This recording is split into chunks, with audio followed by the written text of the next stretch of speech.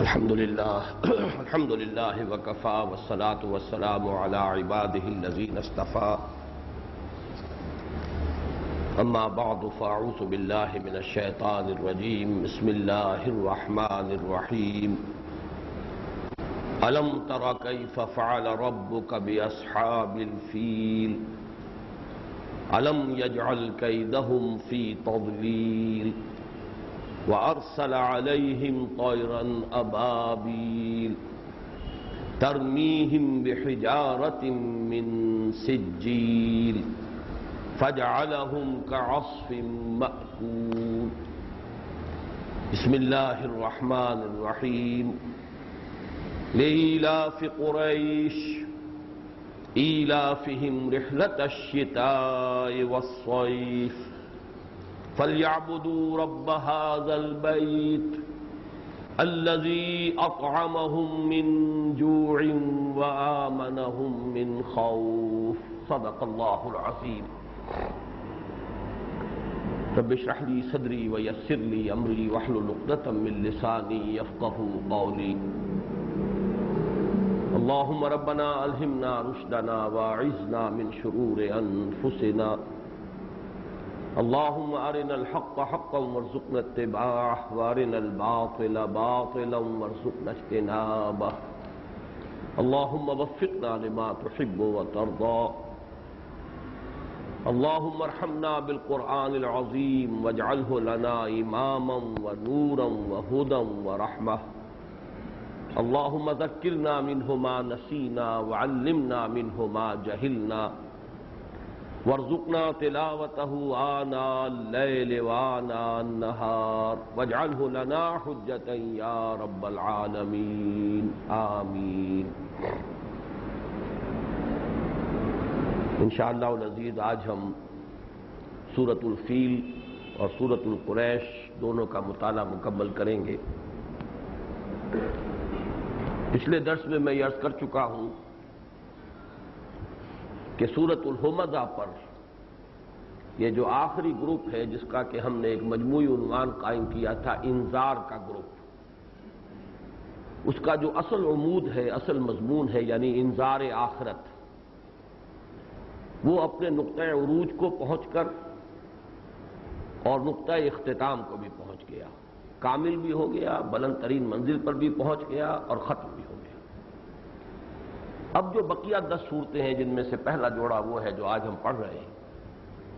ان 10 صورتوں میں صرف ایک جگہ پر ویل کا لفظ آیا ہے، فَوَيْلٌ لِّلْمُصَلِّينَ الَّذِينَ هُمْ عَنْ صَلَاتِهِمْ سَاهُونَ، اور صرف ایک سورہ مبارکہ میں سورہ لہب میں جہنم کا تذکرہ ہے، سَيَصْلَىٰ نَارًا ذَاتَ لَهَبٍ۔ باقی ان 10 صورتوں میں علیحدہ علیحدہ مضامین ہیں اور اکثر و بیشتر مضامین کا تعلق سیرت نبوی سے ہے صلی اللہ علیہ وسلم۔ عرب کا خاص پس منظر، تاریخی حالات، قریش کو جو خصوصی مقام حاصل ہوا عرب میں، اس کا بھی تاریخی اور ثقافتی پس منظر، یہ ان 2 صورتوں میں سامنے آئے گا۔ پھر نبی اکرم صلی اللہ علیہ وسلم کی فضیلت، آپ کو جو مرتبہ بلند حاصل ہے، اِنَّا أَعْطَيْنَاكَ الْكَوْثَرَ، اس سورہ مبارکہ کا مضمون وہ ہے، آپ کی شخصی عظمت۔ پھر اس کے بعد سب کو معلوم ہے سورۃ النصر، اس کا تعلق بھی حضور کی سیرت سے ہے، آپ کی کامیابی، نصرت آئے گی، فتح حاصل ہوگی۔ سورۃ اللہب کا تعلق بھی حضور کی سیرت سے ہے، چچا کی طرف سے جو مخالفت ہوئی اس پر اللہ تعالیٰ کی طرف سے شدید وعید۔ پھر آخری 2 صورتیں معوذتین، ان کا مضمون اپنی جگہ پر مکمل ہے، تعوذ۔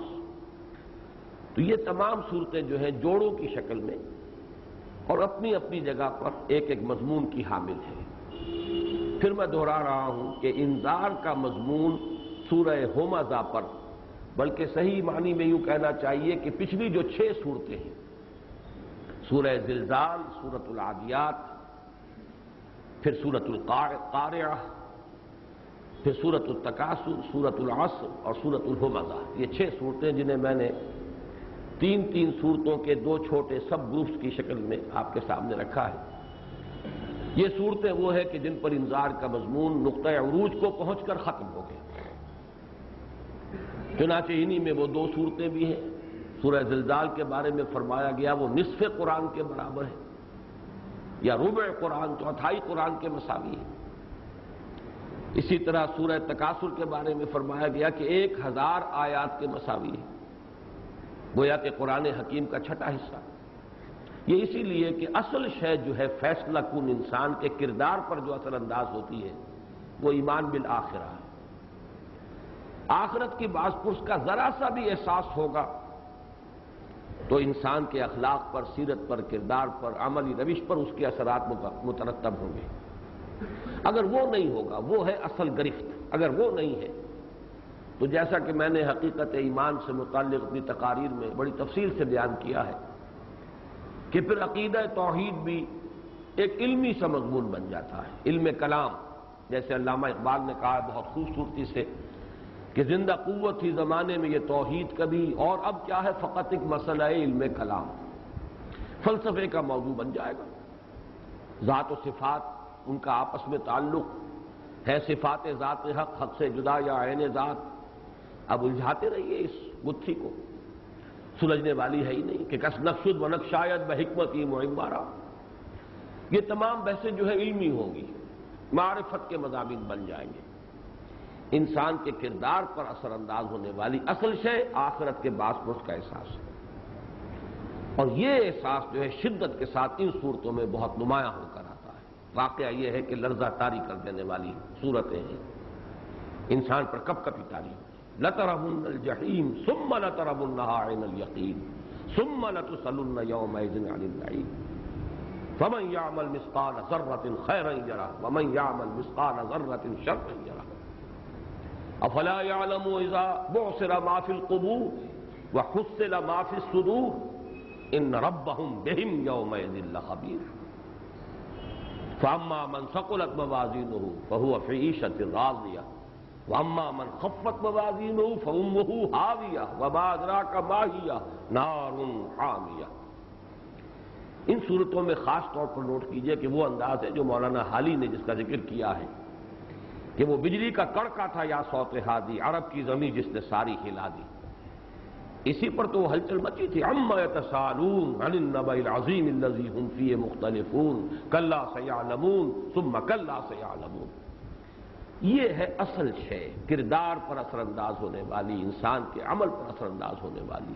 یہ انذار آخرہ۔ سورہ ہمزہ میں وہ اپنی انتہا کو پہنچ گیا۔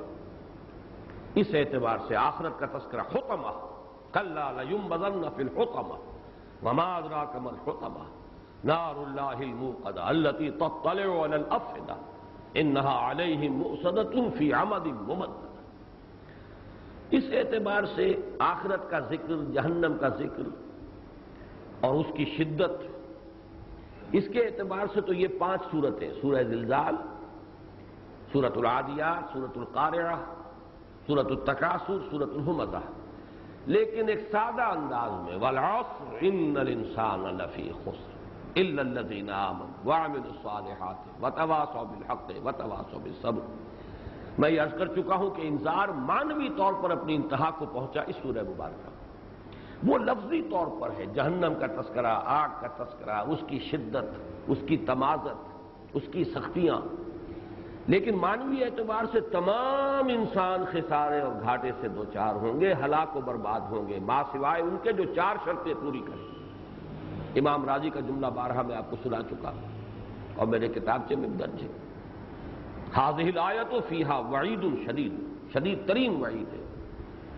اس لیے کہ 4 شرطیں لگا دی گئی ہیں، چاروں ہوں گی تو نجات کے امیدوار بن سکتے ہو، ورنہ وہ خسران عمومی میں تم بھی شامل ہو جاؤ۔ بہرحال اب اس کے بعد جو یہ جوڑا آج ہم پڑھ رہے ہیں، سورۃ الفیل اور سورۃ القریش، جیسا کہ میں نے عرض کیا مضمون ان کا ہے مکے کا تاریخی پس منظر، قریش کا تاریخی پس منظر، انہیں جزیرہ نما عرب میں جو خصوصی حیثیت حاصل تھی اس کا تاریخی پس منظر، پھر جیسا کہ میں نے عرض کیا سیرت النبی سے بڑا گہرا تعلق ہے، اس لیے کہ عام الفیل جو ہے، جس سال میں یہ مکے پر ابرہہ نے حملہ کیا تھا، وہی ہے آپ کا سن ولادت صلی اللہ علیہ وسلم۔ گویا کہ سیرت النبی کا ایک اعتبار سے یہاں تذکرہ شروع ہو رہا ہے، تو جو آپ کا سن ولادت ہے اسی سے بات شروع ہو رہی ہے۔ ان دونوں صورتوں میں جو نسبت زوجیت ہے، جوڑے ہونے کی نسبت، تو یہ تو قرآن مجید کی ان صورتوں میں سے ہے کہ جن میں یہ نسبت جو ہے نہایت نمایاں ہے۔ جیسے کہ آخری جوڑا آئے گا معوذتین، قل اعوذ برب الفلق قل اعوذ برب الناس، ایک ہی مضمون ہے، تعوذ دو حصوں میں تقسیم کیا گیا۔ اسی طریقے سے یا ایھا المزمل یا ایھا المدثر، نمایاں ترین جوڑا۔ سب سے زیادہ نمایاں اور اس کی ایک بڑی مشابہت ہے اس جوڑے کے ساتھ، وہ سورۃ الضحیٰ اور سورۃ الانشراح۔ حضور صلی اللہ علیہ وسلم کا معاملہ وہاں ہے، آپ کے وہ ایک کیفیت جس کو میں تفصیل سے بیان کر چکا ہوں، ایک طرح کا انقباض تھا، طبیعت میں کچھ ایک طرح کی قبض کی سی کیفیت، اور اسی میں وہ سورہ مبارکہ آئی آپ کی دل جوئی کے لیے، آپ کو تسلی دینے کے لیے، آپ کا حوصلہ بڑھانے کے لیے۔ دونوں صورتوں کا مضمون وہی ہے، اور وہاں بھی آپ نے نوٹ کیا تھا کہ ان دونوں صورتوں کو بھی بعض صحابہ ایک ہی صورت سمجھتے تھے، خصوصاً عبداللہ ابن مسعود رضی اللہ تعالی عنہ، ان کے نزدیک یہ ایک ہی صورت ہی، چنانچہ وہ نماز میں ان دونوں صورتوں کو، سورۃ الضحیٰ اور سورۃ الانشراح کو بلا فصل پڑھتے تھے ایک ہی رکعت میں، بیچ میں کوئی بسم اللہ نہیں بلکہ جوڑ کر۔ اگرچہ یہ بات جان لیجئے کہ یہ صحابہ کرام کا اس قسم کا طرز عمل در حقیقت صرف اس بات کی غمازی کرتا ہے کہ ان کے نزدیک یہ صورتیں باہم بہت ایک دوسرے سے مربوط ہیں، ورنہ یہ کہ اس پر اجماع ہے کہ وہ علیحدہ صورتیں ہیں، دو صورتیں علیحدہ ہیں۔ قرآن حکیم کی جو تعداد سور کا مسئلہ ہے، 114 صورتیں، یہ بالکل متفق علیہ، اس میں کوئی اختلاف نہیں۔ آیات کی تعداد میں اختلاف ہے،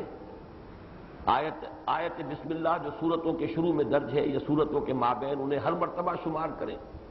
تو 113 کا عدد بڑھ جائے گا۔ صرف ایک سورت ہے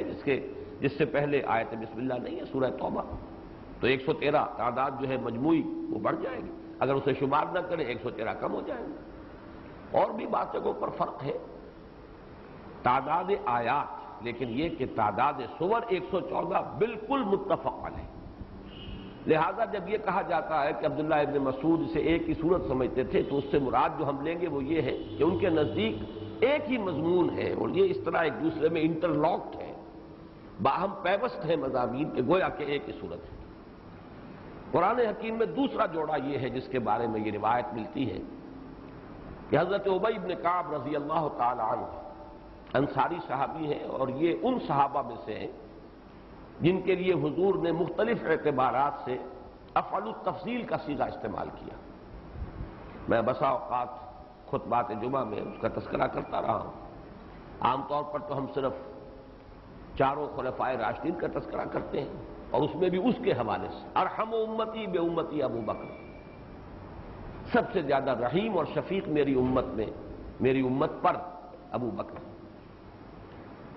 اشدہم فی امر اللہ عمر، یہ بھی افعل و تفضیل، اشدہم، سب سے زیادہ سخت اللہ کے معاملے میں، اللہ کی بات، اللہ کے دین کا معاملہ وہ عمر ہے۔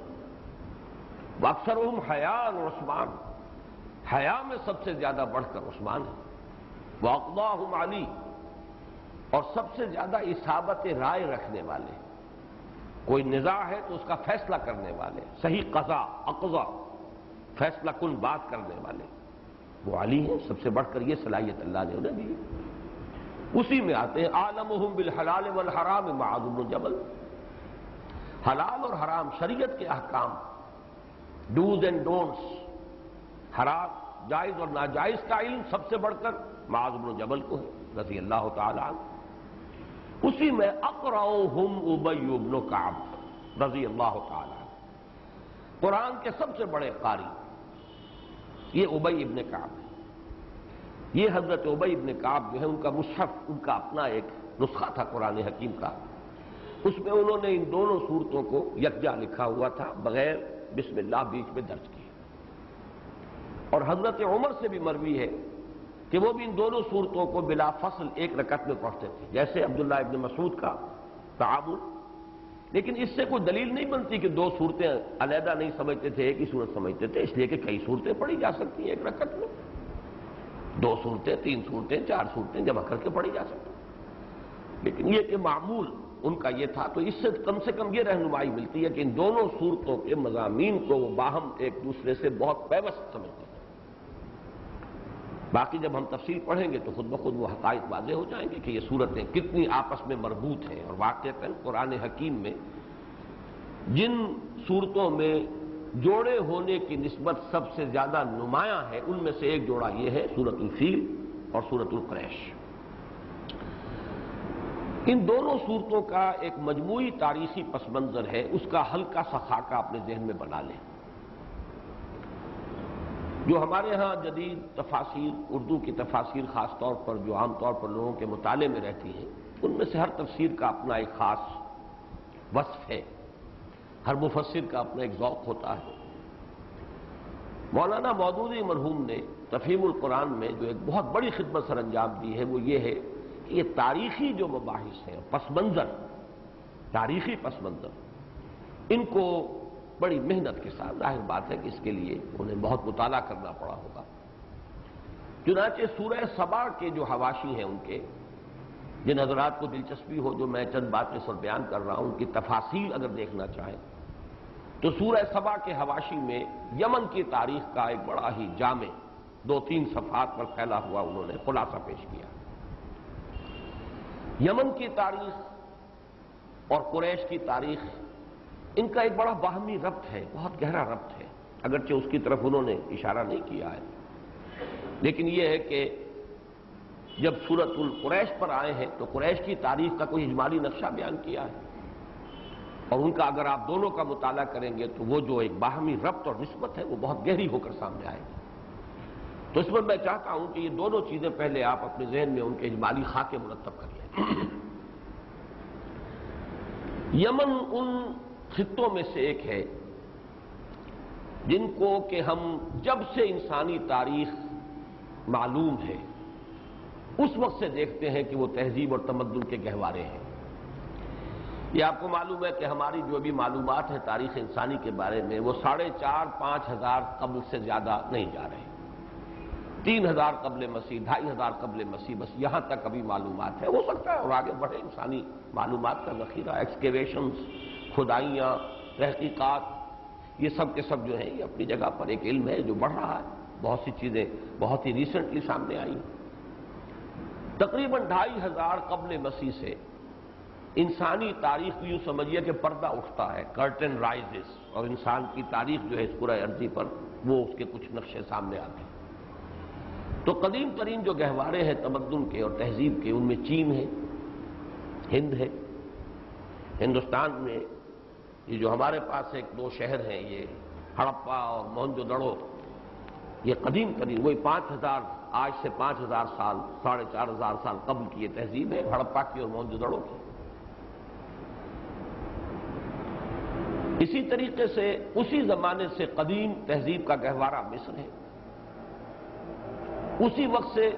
تاریخ انسانی جو ہے وہ معلوم ہے. کلدانیہ، کیلڈین امپائر، یہ عراق تھا، عراق اس کا مرکز تھا. اور اسی وقت سے یمن کی تاریخ بھی ہے. 2,500 سال قبل مسیح سے اس کا سلسلہ شروع ہو جاتا ہے. اس میں جو ان کا بہت عروج کا دور ہے وہ قوم سبا کا دور ہے. سبا، اس کا ذکر قرآن مجید میں پوری صورت بھی ہے جس میں ان کا تذکرہ ہے. سورۃ النمل میں بھی تذکرہ موجود ہے. ملکہ سبا تھی، بلقیس، جو ایمان لائی تھی اور حضرت سلیمان علیہ السلام کے ہاتھ پر ایمان لا کر، اور بہرحال اس کے بعد روایات ہیں کہ وہ حرم میں داخل ہوئی حضرت سلیمان کے، واللہ عالم. وہ بھی اسی یمن کے علاقے کی ملکہ ہے. اس قوم سبا کو جو عروج حاصل ہوا ہے، اور مغربی جو مورخین انہوں نے بڑی تفاصیل بیان کی ہیں، تو 2 چیزیں ان کے عروج کی بنیاد تھی، ان کی خوشحالی کی بنیاد. ایک زراعت، ایک بہت بڑا بند انہوں نے تعمیر کیا تھا. وہی بند جب ٹوٹا ہے سن 450 عیسوی میں یا 451 عیسوی میں، تبھی وہ قوم جو ہے پھر اس کو زوال آیا، وہ ختم ہوا. اور وہ پوری تہذیب و تمدن جو ہے ایک دفعہ بالکل اجڑ کر رہ گئی۔ لیکن یہ کہ وہ بند، اور اس سے جو انہوں نے زراعت کا نظام قائم کیا تھا، جنتان عن یمین و شمال، داہنی طرف بائیں طرف ان کی شاہراہ تھی، ایک تجارتی شاہراہ جو یمن سے جاتی تھی شام تک، اور باغات کے سلسلے تھے دونوں طرف۔ تو زراعت بھی بڑی چوٹی پر تھی ان کے ہاں۔ اب ظاہر بات ہے بند باندھنا اور بند کا اس سے ذریعے سے اریگیشن کا نظام قائم کرنا، یہ تو کافی انسان کی سمجھ بوجھ کی علامت ہے۔ سد معارف وہی ٹوٹا ہے تو سیل العرم ان کے اوپر آیا ہے، اور اس کے بعد تباہی آئی ہے۔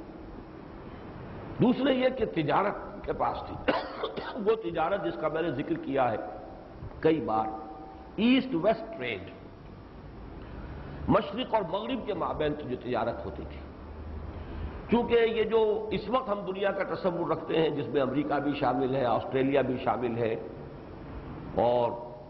قطب شمالی اور قطب جنوبی کے بھی بر اعظم ہیں، آرکٹک اور انٹارکٹک، یہ تو بڑا جدید سا تصور ہے، ورنہ دنیا تو در حقیقت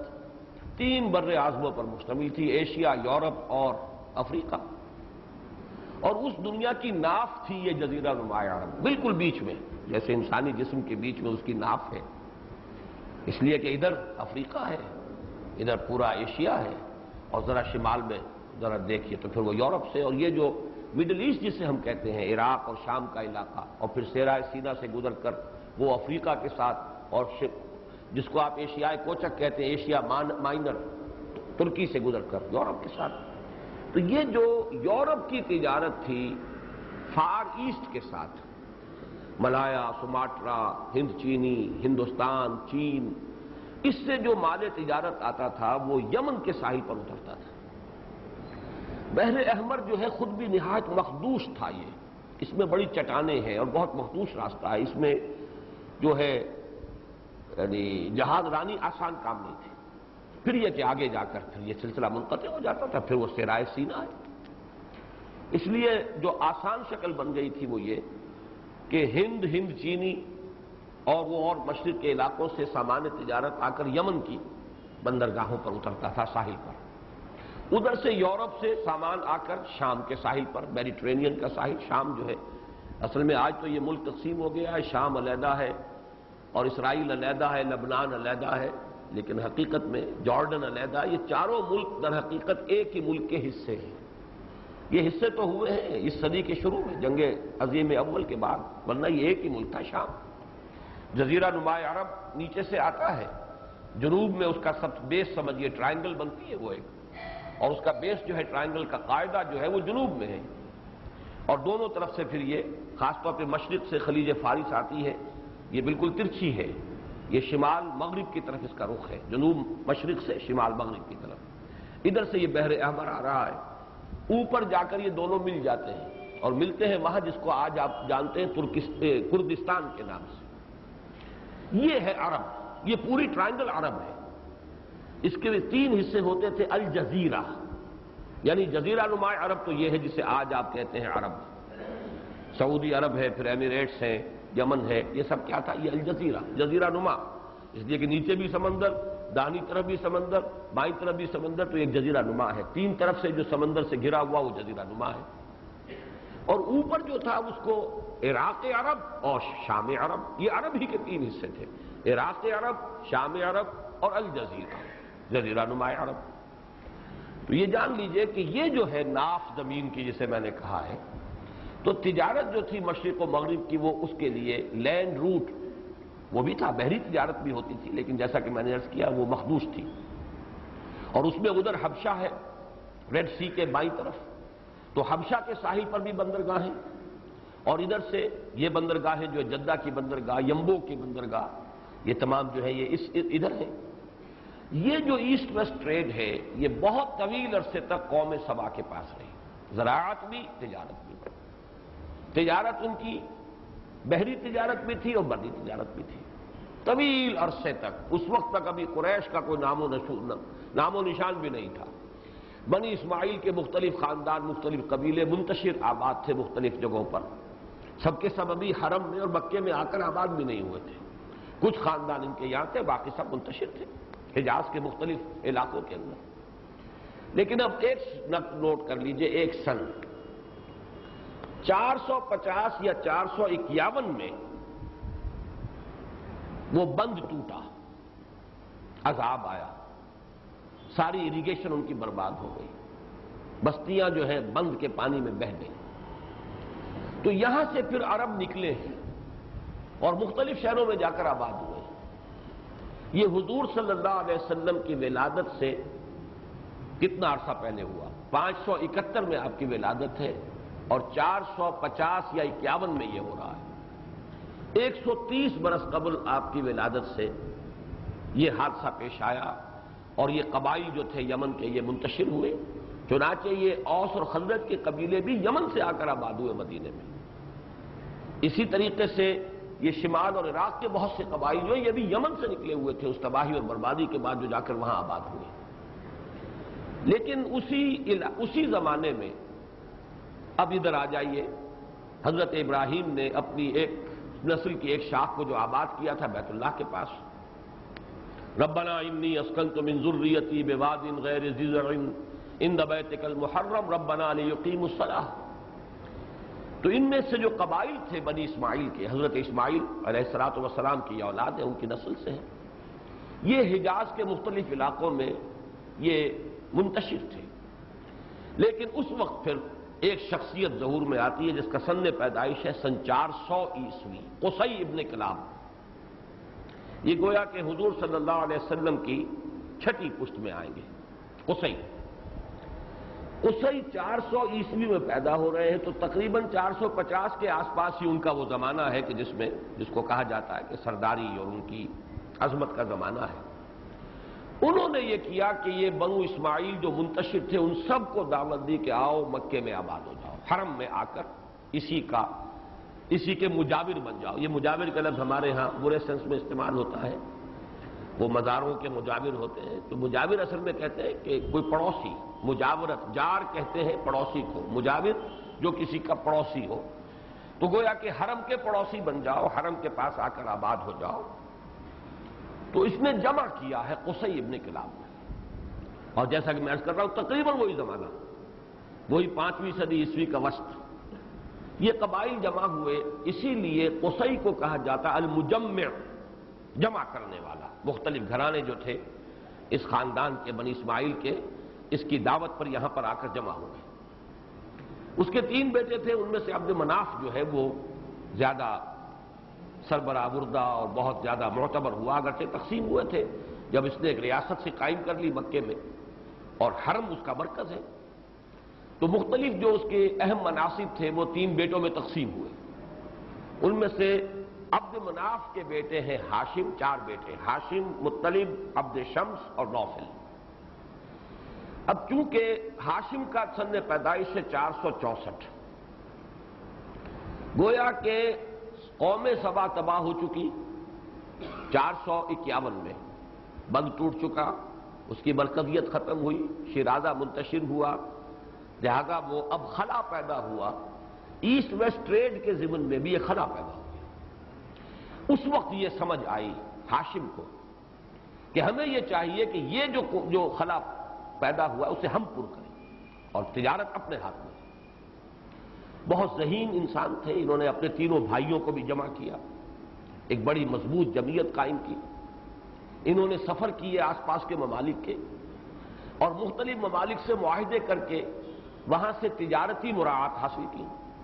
چنانچہ ہاشم خود گئے شام، اور جو غسانی بادشاہ وہاں کا تھا اس سے انہوں نے معاہدہ کیا، مراعات حاصل کر لی۔ جیسے آپ کو یاد ہوگا انگریز جب یہاں آئے تھے تو ایسٹ انڈیا کمپنی نے مغل شہنشاہوں سے سب سے پہلے تجارتی مراعات حاصل کی تھی، ہمیں اجازت ہونی چاہیے ہم تجارتی کوٹھیاں بنا لیں، خاص طور پر شاہجہاں سے۔ شاہجہاں جو ہے چونکہ بواسیر کا مریض تھا اور بہت شدید تکلیف تھی، اور کوئی دیسی اطباء اور جراح جو تھے ان سے فائدہ نہیں ہو رہا تھا۔ ایک انگریز ڈاکٹر نے آ کے آپریشن کیا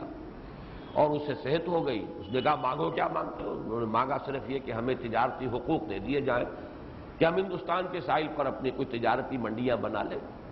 تاکہ ہم تجارت کر سکیں۔ بس وہ حقوق حاصل ہوئے، وہاں سے قدم بڑھا ان کا، اس لیے کہ پھر سامان تجارت کے جو بڑے بڑے کریٹس آتے تھے اس میں اسلحہ آنا شروع ہو گیا، ان کی منڈیوں کو تحفظ حاصل تھا، وہاں پر کوئی چھاپا نہیں مارا جا سکتا تھا تو وہ اسلحہ وہاں جمع ہوتا تھا. ہوتے ہوتے وہ تاجر جو بن کر آئے تھے وہ یہاں کے حاکم بن گئے. تو یہی معاملہ کیا. ہاشم گئے غسان، شاہ غسان سے انہوں نے براعت حاصل کی. عبد شمس کو بھیجا انہوں نے، حبشہ کا عیسائی فرما روا، ان سے جا کر براعت حاصل کی. مطلب کو بھیجا، وہ یمنی عمراء کے پاس گئے، جو بھی تھوڑی بہت وہاں پہ بچی کھچی مختلف آبادی رہ گئی، اور وہ ظاہر بات ہے مرکزی حکومت تو ختم ہوئی قوم سبا کی، لیکن عمراء طوائف الملوکی کا دور جیسے ہوتا ہے، ہر بڑی سلطنت کے خاتمے کے بعد طوائف الملوکی آتی ہے، تو یمنی عمراء سے انہوں نے اسی طرح کا معاملہ کیا. نوفل نے عراق اور فارس کے جو بھی حکومتیں تھیں ان سے مراسم استوار کیے.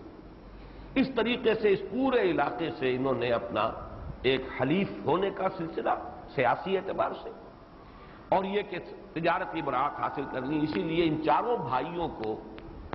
اصحاب الایلاف بھی کہا جاتا ہے. یہ لفظ نوٹ کیجیے گا، اگلی صورت میں آئے گا، لیلاف قریش. اصحاب الایلاف، انہوں نے ان سب سے جو ایک معانست قائم کر لی اور اپنے مراسم قائم کر لیے اور ان سے براعت حاصل کر لی، تو اصحاب الایلاف ان کا نام پڑ گیا. اور المتجرین بھی ان کا ایک لقب ہے، تجارت کرنے والے، تاجر لوگ، یہ چاروں بھائی. ہاشم کے بیٹے ہیں عبد المطلب، 497 عیسوی ان کا جو حضور کے دادا ہیں یہ سن ولادت ہے. ان کے بیٹے عبداللہ 545 سن ولادت ہے. اور پھر محمد الرسول اللہ صلی اللہ علیہ وسلم 571 عیسوی اور 20 اپریل ہے جہاں تک لوگوں نے تحقیق کی ہے اور زیادہ سے زیادہ رائے قائم ہوئی. تو یہ ادھر سے یعنی دو چیزیں بیک وقت مل گئی. وہ تجارت جو سبا کے پاس تھی، خلا پیدا ہوا سبا کی بربادی سے، اور اس وقت جو ہے قصی ابھر کر آئے مکے کے اندر، ایک نئی تہذیب، ایک نیا نظام، ایک نیا انتظام اور انصرام انہوں نے قائم کیا اور جمع کر لیا بنی اسماعیل کے بہت سے قبیلوں کو وہاں پر، اور ایک نظام قائم کیا اور تجارتی براعت حاصل کر لی، اور یہ تجارت اب ان کے قبضے میں آ گئی. اس کے ساتھ یہ بھی نوٹ کر لیجئے کہ سلطنت روما جو عیسائی سلطنت تھی، سن 300 کے لگ بھگ عیسوی رومن امپائر نے عیسائی مذہب اختیار کر لیا تھا. اور رومن امپائر جو ہے اس وقت بہت بڑا حصہ یورپ کا اس کے تابع تھا. پورا یہ مغربی ایشیا کہہ لیجئے کہ پورا ترکی، شام، یہ بھی ان کے زیر اثر. مصر، مقوقس شاہ مصر وہ بھی عیسائی تھا جس کے پاس حضور صلی اللہ علیہ وسلم کا نام مبارک گیا. پھر اس سے نیچے اتریے، یہ سوڈان اور حبشہ، اس میں نجاشی، یہ بھی عیسائی. تو یمن جو ہے چونکہ جغرافیائی اعتبار سے ویسے تو یہ کہ عرب کا حصہ ہے، ایشیا کا خطہ ہے، لیکن یہ کہ یمن بالکل منقطع ہے بقیہ تمام عرب سے. اس کے مشرق میں بھی بہت بڑا صحرا، اور یہ شمال کی طرف بھی جو ہے بہت ہی دشوار گزار راستہ تھا پہاڑی حجاز کا. اس کے برعکس ادھر سے افریقہ کا جو ایک نکلتا ہے ہارن سا، وہ بہت قریب آ جاتا ہے یمن کے. تو یمن کی تاریخ افریقہ اور حبشہ کی تاریخ کے ساتھ بہت زیادہ جڑی ہوئی ہے. ان کے مراسم بہت تھے، تجارتی مراسم تھے. بحر احمد جو ہے میں نے عرض کیا ریڈ سی کے دونوں طرف، دونوں ساحل، شرقی بھی غربی، ان پر ان کی تجارتی منڈیاں قائم تھیں بندرگاہوں پر. اور یہ پورا علاقہ ہے جو عیسائی مذہب کا حامل تھا. تو اس وہی حبشہ کا ایک شہنشاہ نجاشی، اس نے ایک زمانہ آیا ہے تھوڑا سا کہ جس میں ایک یہودی دور بھی آیا ہے، یہاں پر حکومت قائم ہوئی ہے یمن میں. ذو نواس وہ بادشاہ تھا جس نے کہ پھر عیسائیوں پر، نجران کے عیسائیوں پر بڑا ظلم و ستم کیا ہے، اور انہیں جو اصحاب الاخدود کا واقعہ ہم پڑھ چکے ہیں سورۃ البروج میں، وہ ذو نواس کا دور ہے. لیکن اس کے بعد پھر حبشہ کی طرف سے حملہ ہوا یمن پر، پھر عیسائی حکومت قائم ہو گئی. وہاں ایک شخص ابھر آیا، ابرہہ الاشرم. یہ پہلے ایک سپہ سالار تھا، لیکن اس کے بعد اس نے جو بھی اس وقت گورنر تھا حبشہ کی طرف سے یمن کا، اسے قتل کیا. خود اختیارات حاصل ہاتھ میں لے لیے. حبشہ کے بادشاہ صرف کو بھی راضی کر لیا کہ آپ گھبرائیں نہیں، میں آپ سے بغاوت نہیں کر رہا، جیسے وہ آپ کا تابع تھا، فرما بردار تھا، ایسے ہی میں رہوں گا. اور کچھ مجبوری تھی نجاشی کی بھی کہ اس نے اس کو تسلیم کر لیا. اس نے پھر اصل میں اب تاریخ دان تو ادھر نہیں گئے ہیں، صرف ایک واقعہ بیان کر رہے ہیں کہ اس نے ایک بہت بڑا کلیسا بنایا القلیس، کلیسا القلیس کے نام سے، اور وہ بہت ہی شاندار عمارت اور اس کی ڈیکوریشن اور بڑی قیمتی لکڑیاں اور ہاتھی دانت کا استعمال بہت ہی عمدہ۔ وہ یہ چاہتا تھا کہ عرب میں مرکزیت حاصل ہو جائے اس القلیس کو، اور کعبے کی جو مرکزیت ہے وہ ختم ہو جائے۔ اس کو عام طور پر سمجھا گیا ہے کہ یہ صرف کوئی مذہبی مسئلہ تھا، حقیقت میں یہ صرف مذہبی مسئلہ نہیں تھا۔ میرے نزدیک یہ وہی تجارت جو ہے قریش کے ہاتھ سے لے کر دوبارہ یمن چاہتا تھا کہ اس تجارت پر اپنا قبضہ کرے، اس لیے کہ یہ جو پورا راستہ تھا جو حجاز میں سے ہو کر گزرتا تھا، تجارتی شاہراہ، مغربی ساحل کے ساتھ ساتھ تہامہ، اس کو تہامہ کہتے ہیں، یعنی عرب کا جو مغربی ساحل ہے اس کے ساتھ ساتھ تھوڑا سا میدانی علاقہ ہے، اور پھر ادھر مشرق میں وہ ایک حجاز جسے کہتے ہیں، یہ ہے پہاڑی علاقہ۔ حجاز کہتے ہی پردے کو ہے، یہ پہاڑی علاقہ گویا کہ درمیان میں حائل ہے۔ مشرق کے اندر بھی ان کے ایک میدانی سا علاقہ ہے، اگرچہ سطح مرتفع ہے وہ نجد، اور مغرب میں تہامہ ہے، وہ میدان ہے۔ تو تہامہ میں سے ہو کر یہ گزرتے تھے قافلے، اور یہاں جو ہے عرب قبائل تھے، ان کا پیشہ ہی رہزنی تھا، لوٹ مار۔ صرف قریش کے قبائل جو ہیں ان کے قافلے وہ محفوظ تھے، اس لیے کہ قریش متولی ہے کعبے کے، اور کعبے میں سب کے بت رکھے ہوئے، سب کے خدا ہے، جس کو میں کہتا رہا ہوں یہ تعبیر ہے، گویا کہ سب کے خدا ہاسٹیجز تھے قریش کے پاس۔ فلاں قبیلے کا بت بھی وہاں رکھا ہے، اور متولی تو ہے قریش، اگر قریش ناراض ہو جائیں تو بت کو وہاں سے اٹھا کر پھینک دیں گے، ٹکڑے ٹکڑے کر دیں گے۔ اس وجہ سے انہیں پروٹیکشن حاصل ہو گئی، ان کے قافلوں پر کوئی حملہ نہیں کرتا تھا، اور کسی اور کا قافلہ گزر نہیں سکتا تھا۔ یہ تھی مونوپلی کے جو قصی کے بعد سے قریش کے ہاتھ میں آ گئی ہے اس تجارت کی۔ تو گویا کہ ابرہہ نے دوبارہ چاہا کہ یمن کے ہاتھ میں وہ تجارت آئے، جیسے کہ پرانی تاریخ ہے، بڑی طویل تاریخ، یہ قریش جو قابض ہو گئے اس پر، اس سے ہم واپس لیں، ریکلیم کریں اپنا وہ مقام تجارتی اور مالی اعتبار سے۔ اور یہ نہیں ہو سکتا تھا جب تک کہ کعبے کی جو مرکزیت ہے وہ ختم نہ ہو۔ تو اس نے اس کے لیے کوشش کی، ایک طرف یہ کہ عیسائی کلیسا بہت بڑا بنایا، بہت شاندار بنایا، اور لوگوں کو دعوت دی کہ یہاں آیا کرو، یہاں حج کیا کرو۔ عربوں کو جو تعلق تھا خانہ کعبہ کے ساتھ، چاہے وہ بت پرست ہو گئے تھے اور بت لا کے ٹکا دیے تھے، لیکن یہ کہ ان کا عقیدہ تھا کہ اللہ کا گھر ہے، یہ مرکزیت ان کی قائم تھی۔ کہتے یہ ہیں کہ کچھ لوگوں نے جو حجاز سے وہاں گئے تھے، کسی نے اس کے کلیسا میں کہیں گھس کر اس کے اندر قضائے حاجت کی اور اسے گندا کر دیا، اس پر شدید طیش آیا ابرہہ۔ یہ بھی کہتے ہیں کہ انہوں نے آگ لگا دی تھی اس کو، اس پر طیش آیا، اور اس نے قسم کھا لی کہ میں اب کعبے کا یہ میں انتقام لوں گا۔ کعبے کے ماننے والوں نے میرے اس القلیس کے ساتھ جو سلوک کیا ہے، اب اس کا بدلہ میں لوں گا کہ میں کعبے کو منہدم کروں۔ جیسا کہ میں نے عرض کیا، یہ واقعات تو ہیں کہ جو تاریخ میں موجود ہیں، لیکن میرے نزدیک واللہ عالم اصل شے جو ہے وہ کعبے کے انہدام سے اس کا مقصد یہ تھا کہ قریش کو جو مقام حاصل ہے، جو آ رہا ہے، فَلْيَعْبُدُوا رَبَّ هَٰذَا الْبَيْتِ الَّذِي أَطْعَمَهُم مِّن جُوعٍ وَآمَنَهُم مِّن خَوْفٍ، تو وہ بیت ہی ختم کر دیا جائے، وہ مرکزیت ختم ہو جائے، تاکہ قریش کو جو مراعات حاصل ہیں، جو تحفظ حاصل ہے عرب کے اندر، وہ ختم ہو جائے، اور پھر ہم وہ تجارت جو ہے دوبارہ اس پر قبضہ کر لیں۔ یہ اس کا ذکر آئے گا ابھی جو میں بعد میں بیان کروں گا۔ بہرحال اس کے لیے اس نے 60,000 کا لشکر کہتے ہیں تیار کیا، اس لیے کہ حبشہ سے بھی اجازت لی، وہاں سے بھی کمک آئی، فوج 60,000 جس کے ساتھ ہاتھی بھی تھے، ایک بہت بڑا ہاتھی تھا،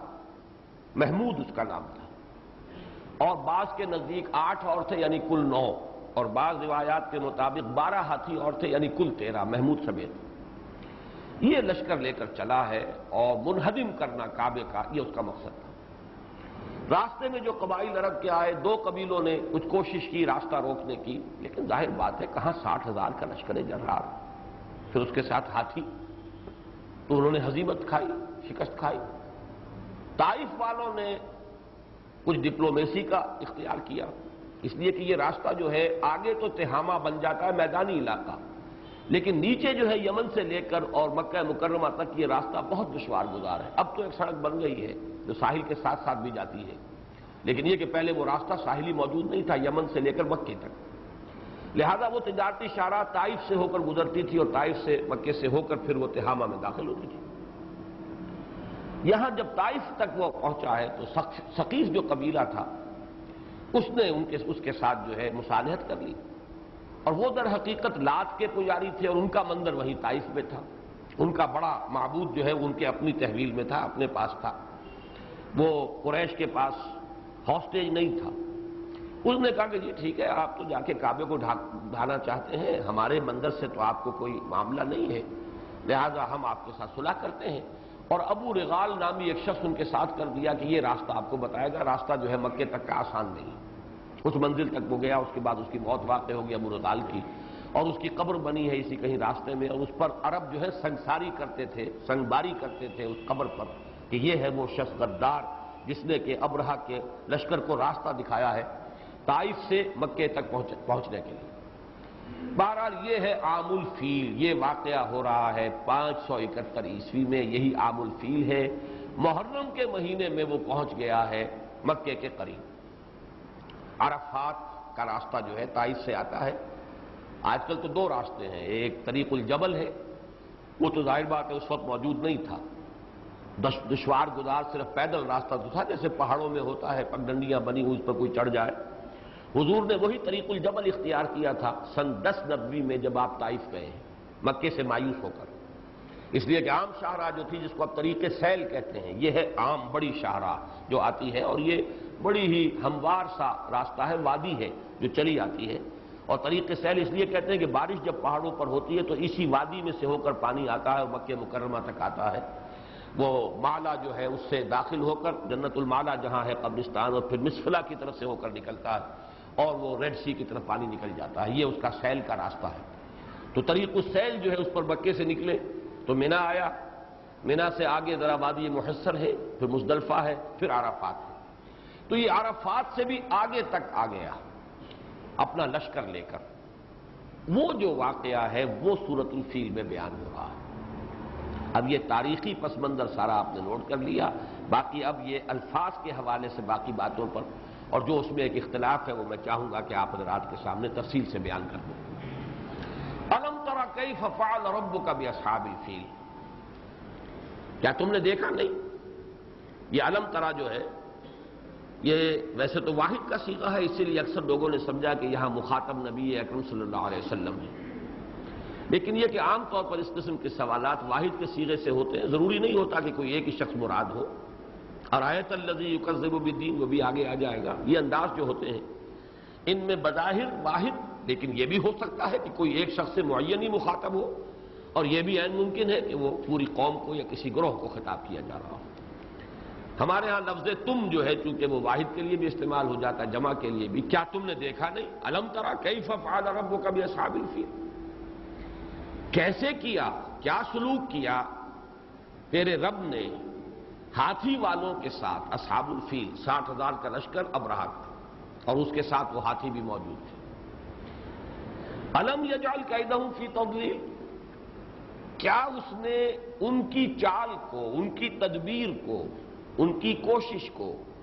قید کا لفظ اگرچہ عام طور پر استعمال ہوتا ہے مخفی تدبیر، لیکن یہ کہ کسی بھی تدبیر کے لیے بھی عام طور پر بغیر کسی مخفی یا علانیہ کی تفریق کے ساتھ یہ قید کسی بھی تدبیر کے لیے بھی استعمال ہو سکتا ہے۔ ان کی تدبیر، ان کی کوشش، ان کی چال کو کیا اس نے نہیں کر دیا؟ ناکام، غیر مؤثر، تضلیل، واللہ بھٹک جانا، کسی کا اپنی منزل سے ہٹ جانا، دور ہو جانا۔ اسی سے الم ووجدک ضالا فہدی، یہ اس معنی میں بھی لفظ آتا ہے کہ جو ابھی تلاش میں سرگرداں ہو، راستہ اسے نہ مل رہا ہو، کدھر جانا ہے کدھر نہیں جانا۔ تو تضلیل یہ ہے کہ کسی کی ایک سکیم ہے، اس کا ایک ہدف ہے، اس ہدف سے اس کو ہٹا دیا جائے۔ وہ تیر نیم کش جس کا نہ ہو کوئی ہدف، تو یوں سمجھیے کہ ان کی پوری سکیم کو ناکام کر دیا، غیر مؤثر کر دیا، خائب و خاسر کر دیا انہیں، وہ اپنے مقصد کو حاصل نہیں کر پائے۔ الم تر کیف فعل ربک باصحاب الفیل الم یجعل کیدہم فی تضلیل وارسل علیہم طیرا ابابیل، اور بھیجے ان پر پرندے جھنڈ کے جھنڈ. طائرن جمع کے لیے ہے. ابابیل اگرچہ ہمارے ہاں ایک خاص پرندے کو بھی ابابیل کہہ دیتے ہیں، لیکن حقیقت میں ابابیل عربی زبان میں کسی پرندے کا نام نہیں ہے، بلکہ جھنڈ کے جھنڈ. گھوڑے بھی، اور خاص طور پر زیبرا آپ کو معلوم ہے کہ وہ کس طرح ایک بڑے گروہ کی شکل میں ہوتا ہے اور دوڑتا ہے جب تو بس ایک ہی سمت میں معلوم ہوتا ہے کہ طوفان آ گیا ہے، اور پورا کا پورا وہ گروہ جو ہے، جھنڈ کا جھنڈ جو ہے، وہ ایک طرف کو دوڑ رہا ہے. اس طرح پرندے بھی آتے ہیں بڑے باندھے ہوئے، اور گویا کہ جیسے ٹڈی دل آتا ہے. تو ان سب کے لیے جہاں پہ کہ بڑی جمعیت ہو پرندوں کی، اس کو یا کسی اور جانور کی، ان کے جھنڈ ہو، ان کے گروہ ہو بہت بڑے بڑے، ان کے لیے ابابیل کا لفظ آتا ہے، اور اس کی کوئی واحد نہیں ہے. جھنڈ کے جھنڈ یہ جمع ہی کی صورت میں آتا ہے. وَأَرْسَلَ عَلَيْهِمْ طَيْرًا أَبَابِيلَ، بھیج دیے ان پر پرندے جھنڈ کے جھنڈ. ترمیہم بحجارۃ من سجیل، جو مارتے تھے انہیں. رما یرمی مارنا، وہ مارتے تھے انہیں بحجارۃ من سجیل، پتھروں سے جو سنگ گل کے بنے ہوئے تھے. سجیل اس سے پہلے بھی آیا ہے قرآن مجید میں، اور وہاں وضاحت میں کر چکا ہوں. یہ لفظ وہ ہے کہ جو عربی زبان، جو فارسی زبان سے معرب ہو کر اس نے عربی لفظ کی شکل اختیار کی. سنگ گل، مٹی جو ہوتی ہے کہیں، اگر کہیں بارش کا ہلکا سا چھینٹا پڑے، صرف فوار، تو وہ مٹی کے چھوٹے چھوٹے دانے سے بن جاتے ہیں، جیسے کہ وہ گند گئی خود بخود مٹی. اب اگر دھوپ پڑی، وہ دھوپ کی تمازت کے اندر وہ پک گئے، جیسے کہ بھٹی میں آپ نے اینٹیں ڈال کر پکا لی. یہ کنکر بن جاتے ہیں. کنکر، یہ سنگ گل، سجیل، یہ کنکریاں ہیں کہ جو اصل میں وہ کسی پہاڑ سے توڑے ہوئے یا ٹوٹے ہوئے پتھر نہیں، بلکہ یہ کہ مٹی ہی کے پکے ہوئے کنکر. بحجارۃ من سجیل، وہ پرندے مارتے تھے. یہ میں ترجمہ کر رہا ہوں جو ہماری مجمع علیہ تفسیر ہے، معصور تفسیر، جس پر تقریباً تمام مفسرین کا اجماع ہے کہ وہ پرندے آئے بحر احمر کی طرف سے جھنڈ کے جھنڈ، اور ہر پرندے کی چونچ میں بھی ایک کنکری تھی، اور پنجوں کے اندر بھی ایک ایک کنکری. اور یہ کنکری جو ہے وہ انہوں نے ماری ہے اس لشکر کو. اب یہ بات سمجھ میں آتی ہے کہ بلندی سے جب کنکری آئے گی تو وہ تو بلٹ کا کام دے گی، اس لیے کہ فورس آف گریوٹی جو ہے اس کی وجہ سے ایکسلریشن ہو رہی ہے، اس کا مومنٹم بن رہا ہے. Momentum is the product of mass into velocity, اور اوپر سے کوئی چیز گرنے والی چھوٹی سی بھی ہو، لیکن اس ویلوسٹی کی وجہ سے جو مسلسل اس کی بڑھ رہی ہے فورس آف گریوٹی کی وجہ سے، تو وہ بلٹ کا کام کیا. ترمیہم بحجارۃ من سجیل.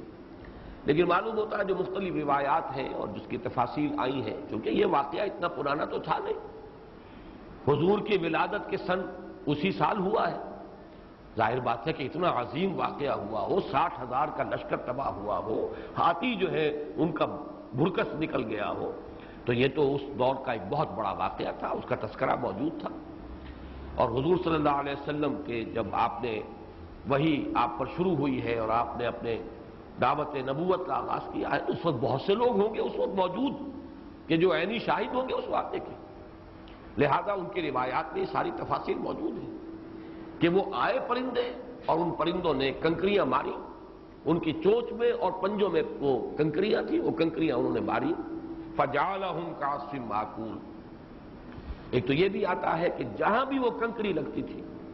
وہ جسم میں گھس کر اور باہر نکلتی تھی. یہ بھی بیان کیا گیا کہ اس میں کوئی سمی مادہ تھا.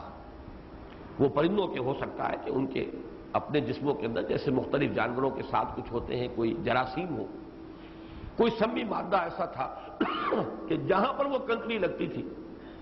وہاں سے گوشت گلنا شروع ہو جاتا تھا. طاعون کی سی کیفیت، گلٹیاں بنی اور پھٹی، جسم پورا کا پورا وہ پھٹنا شروع ہوا. اور یہ ابن اسحاق کی روایت بھی ہے کہ عرب میں پہلی مرتبہ اسی وقت طاعون کا مرض پھیلا ہے.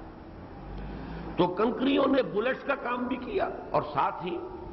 طاعون کے جراثیم یا اور کسی ایسی قسم کے مرض کے جراثیم جو ہے وہ بھی ان کے جسموں میں داخل کیے. جس سے پھوڑے نکلے اور جسم گلا پھٹا، اور پورا لشکر وہاں تباہ ہو گیا۔ کچھ لوگ بھاگے ہیں لیکن راستے میں مرتے چلے گئے۔ ابرہہ کا حشر کہتے ہیں کہ پہنچ گیا لیکن اس کے مختلف اعضاء بھی جھڑ گئے تھے، جسم گلا ہوا تھا، لیکن جا کر وہ پھر یمن ہی میں جا کر مرا ہے، تاکہ وہ ایک نشانی وہاں پر خود یمن کے لوگوں تک بھی نشانی پہنچ جائے کہ ہمارا یہ سپہ سالار اور بادشاہ 60,000 کا لشکر لے کر گیا تھا، اس کا حشر کیا ہوا ہے۔ فَجَعَلَهُمْ كَعَصْفٍ مَّأْكُولٍ، تو اس نے کر دیا، یعنی اللہ نے کر دیا ان کو اس بھس کی طرح جو کھایا گیا ہو۔ یہ عصف جو ہے اناج کے ساتھ آپ کو معلوم ہے کہ دانا بھی ہوتا ہے، اور دانے جب چھڑ لیے جاتے ہیں تو پھر جو رہ جاتا ہے وہ جانوروں کی خوراک ہے، وہ توڑی ہے، وہ بھس ہے۔ وہ بھس جو کھایا گیا ہو، دونوں معنی ہو سکتے ہیں، کھایا جانے والا معقول سے، اکلا یاکلوں سے مفعول ہوا معقول، کھایا جانے والا یا کھایا ہوا، یعنی یہ کہ بعض جانور جو ہے تیزی کے ساتھ کھاتے ہیں حیوانات اور پھر جگالی کرتے ہیں، اگر اس وقت وہ جگالی میں سے کچھ گر جائے ان کے منہ سے نکل کر تو جو شکل اس کی ہوگی، یعنی بھرکس بنا ہوا اس کا،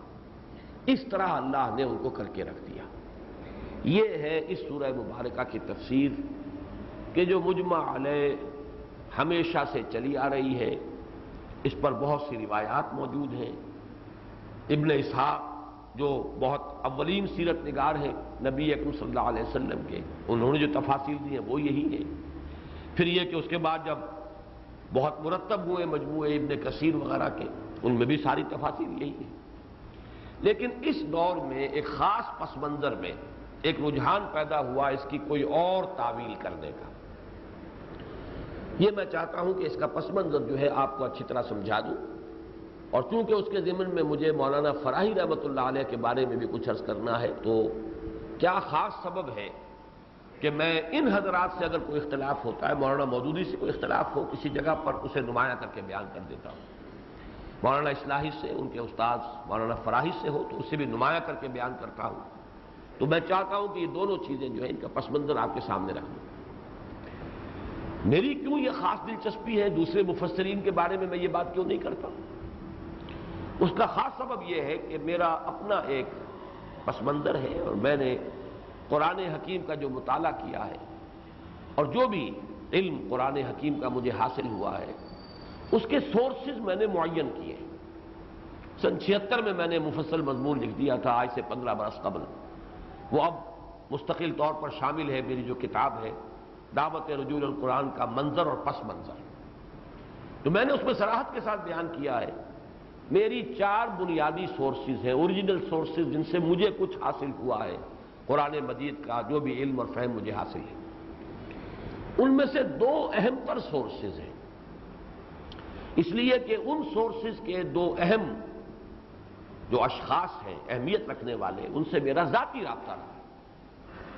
ایک سورس ہے مولانا ابوالکلام اور مولانا ابوالعلا مودودی، یہ دونوں ایک ہی لائن کے اشخاص ہیں۔ ان کا اصل رجحان دعوت کا ہے۔ ابوالکلام مرحوم داعی تھے، داعی القرآن، بہت بڑے داعی۔ 1912 سے 1920 تک ابوالکلام، الہلال البلاغ والا ابوالکلام، انہوں نے ایک دعوت القرآن، رجوع القرآن، پھر حکومت الہیہ کے لیے حزب اللہ کا قیام، یہ سارا ان کا کارنامہ ہے۔ اگرچہ وہ بعد میں بدل ہو کر مختلف اسباب سے ایک دوسرے پٹڑی پر انہوں نے رخ موڑ لیا اپنا، صرف وہ فریڈم موومنٹ میں کانگریس میں شامل ہو گئے، بقیہ پوری زندگی انہوں نے اس میں کھپا دی۔ لیکن یہ جو دعوت قرآنی اور حزب اللہ کا تصور اور حکومت الہیہ کے قیام کا ایک نصب العین جو دیا تھا، اس کو لے کر پھر مولانا مودودی سامنے آئے۔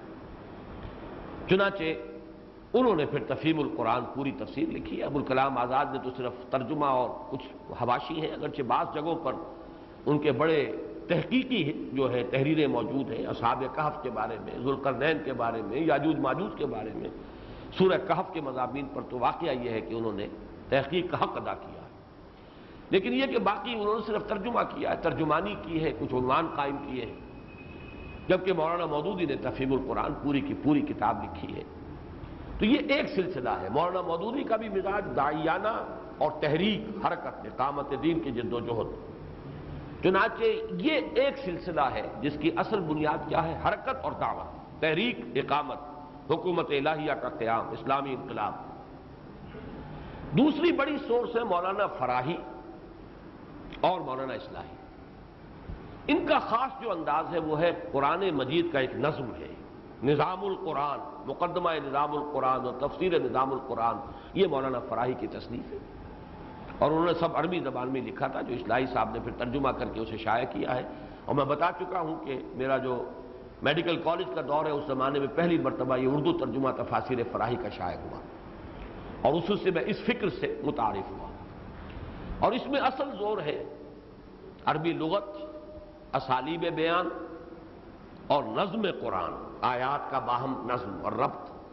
سورتوں کا باہمی نظم اور ربط، یہ جوڑوں کی شکل میں سورتوں کا ہونا،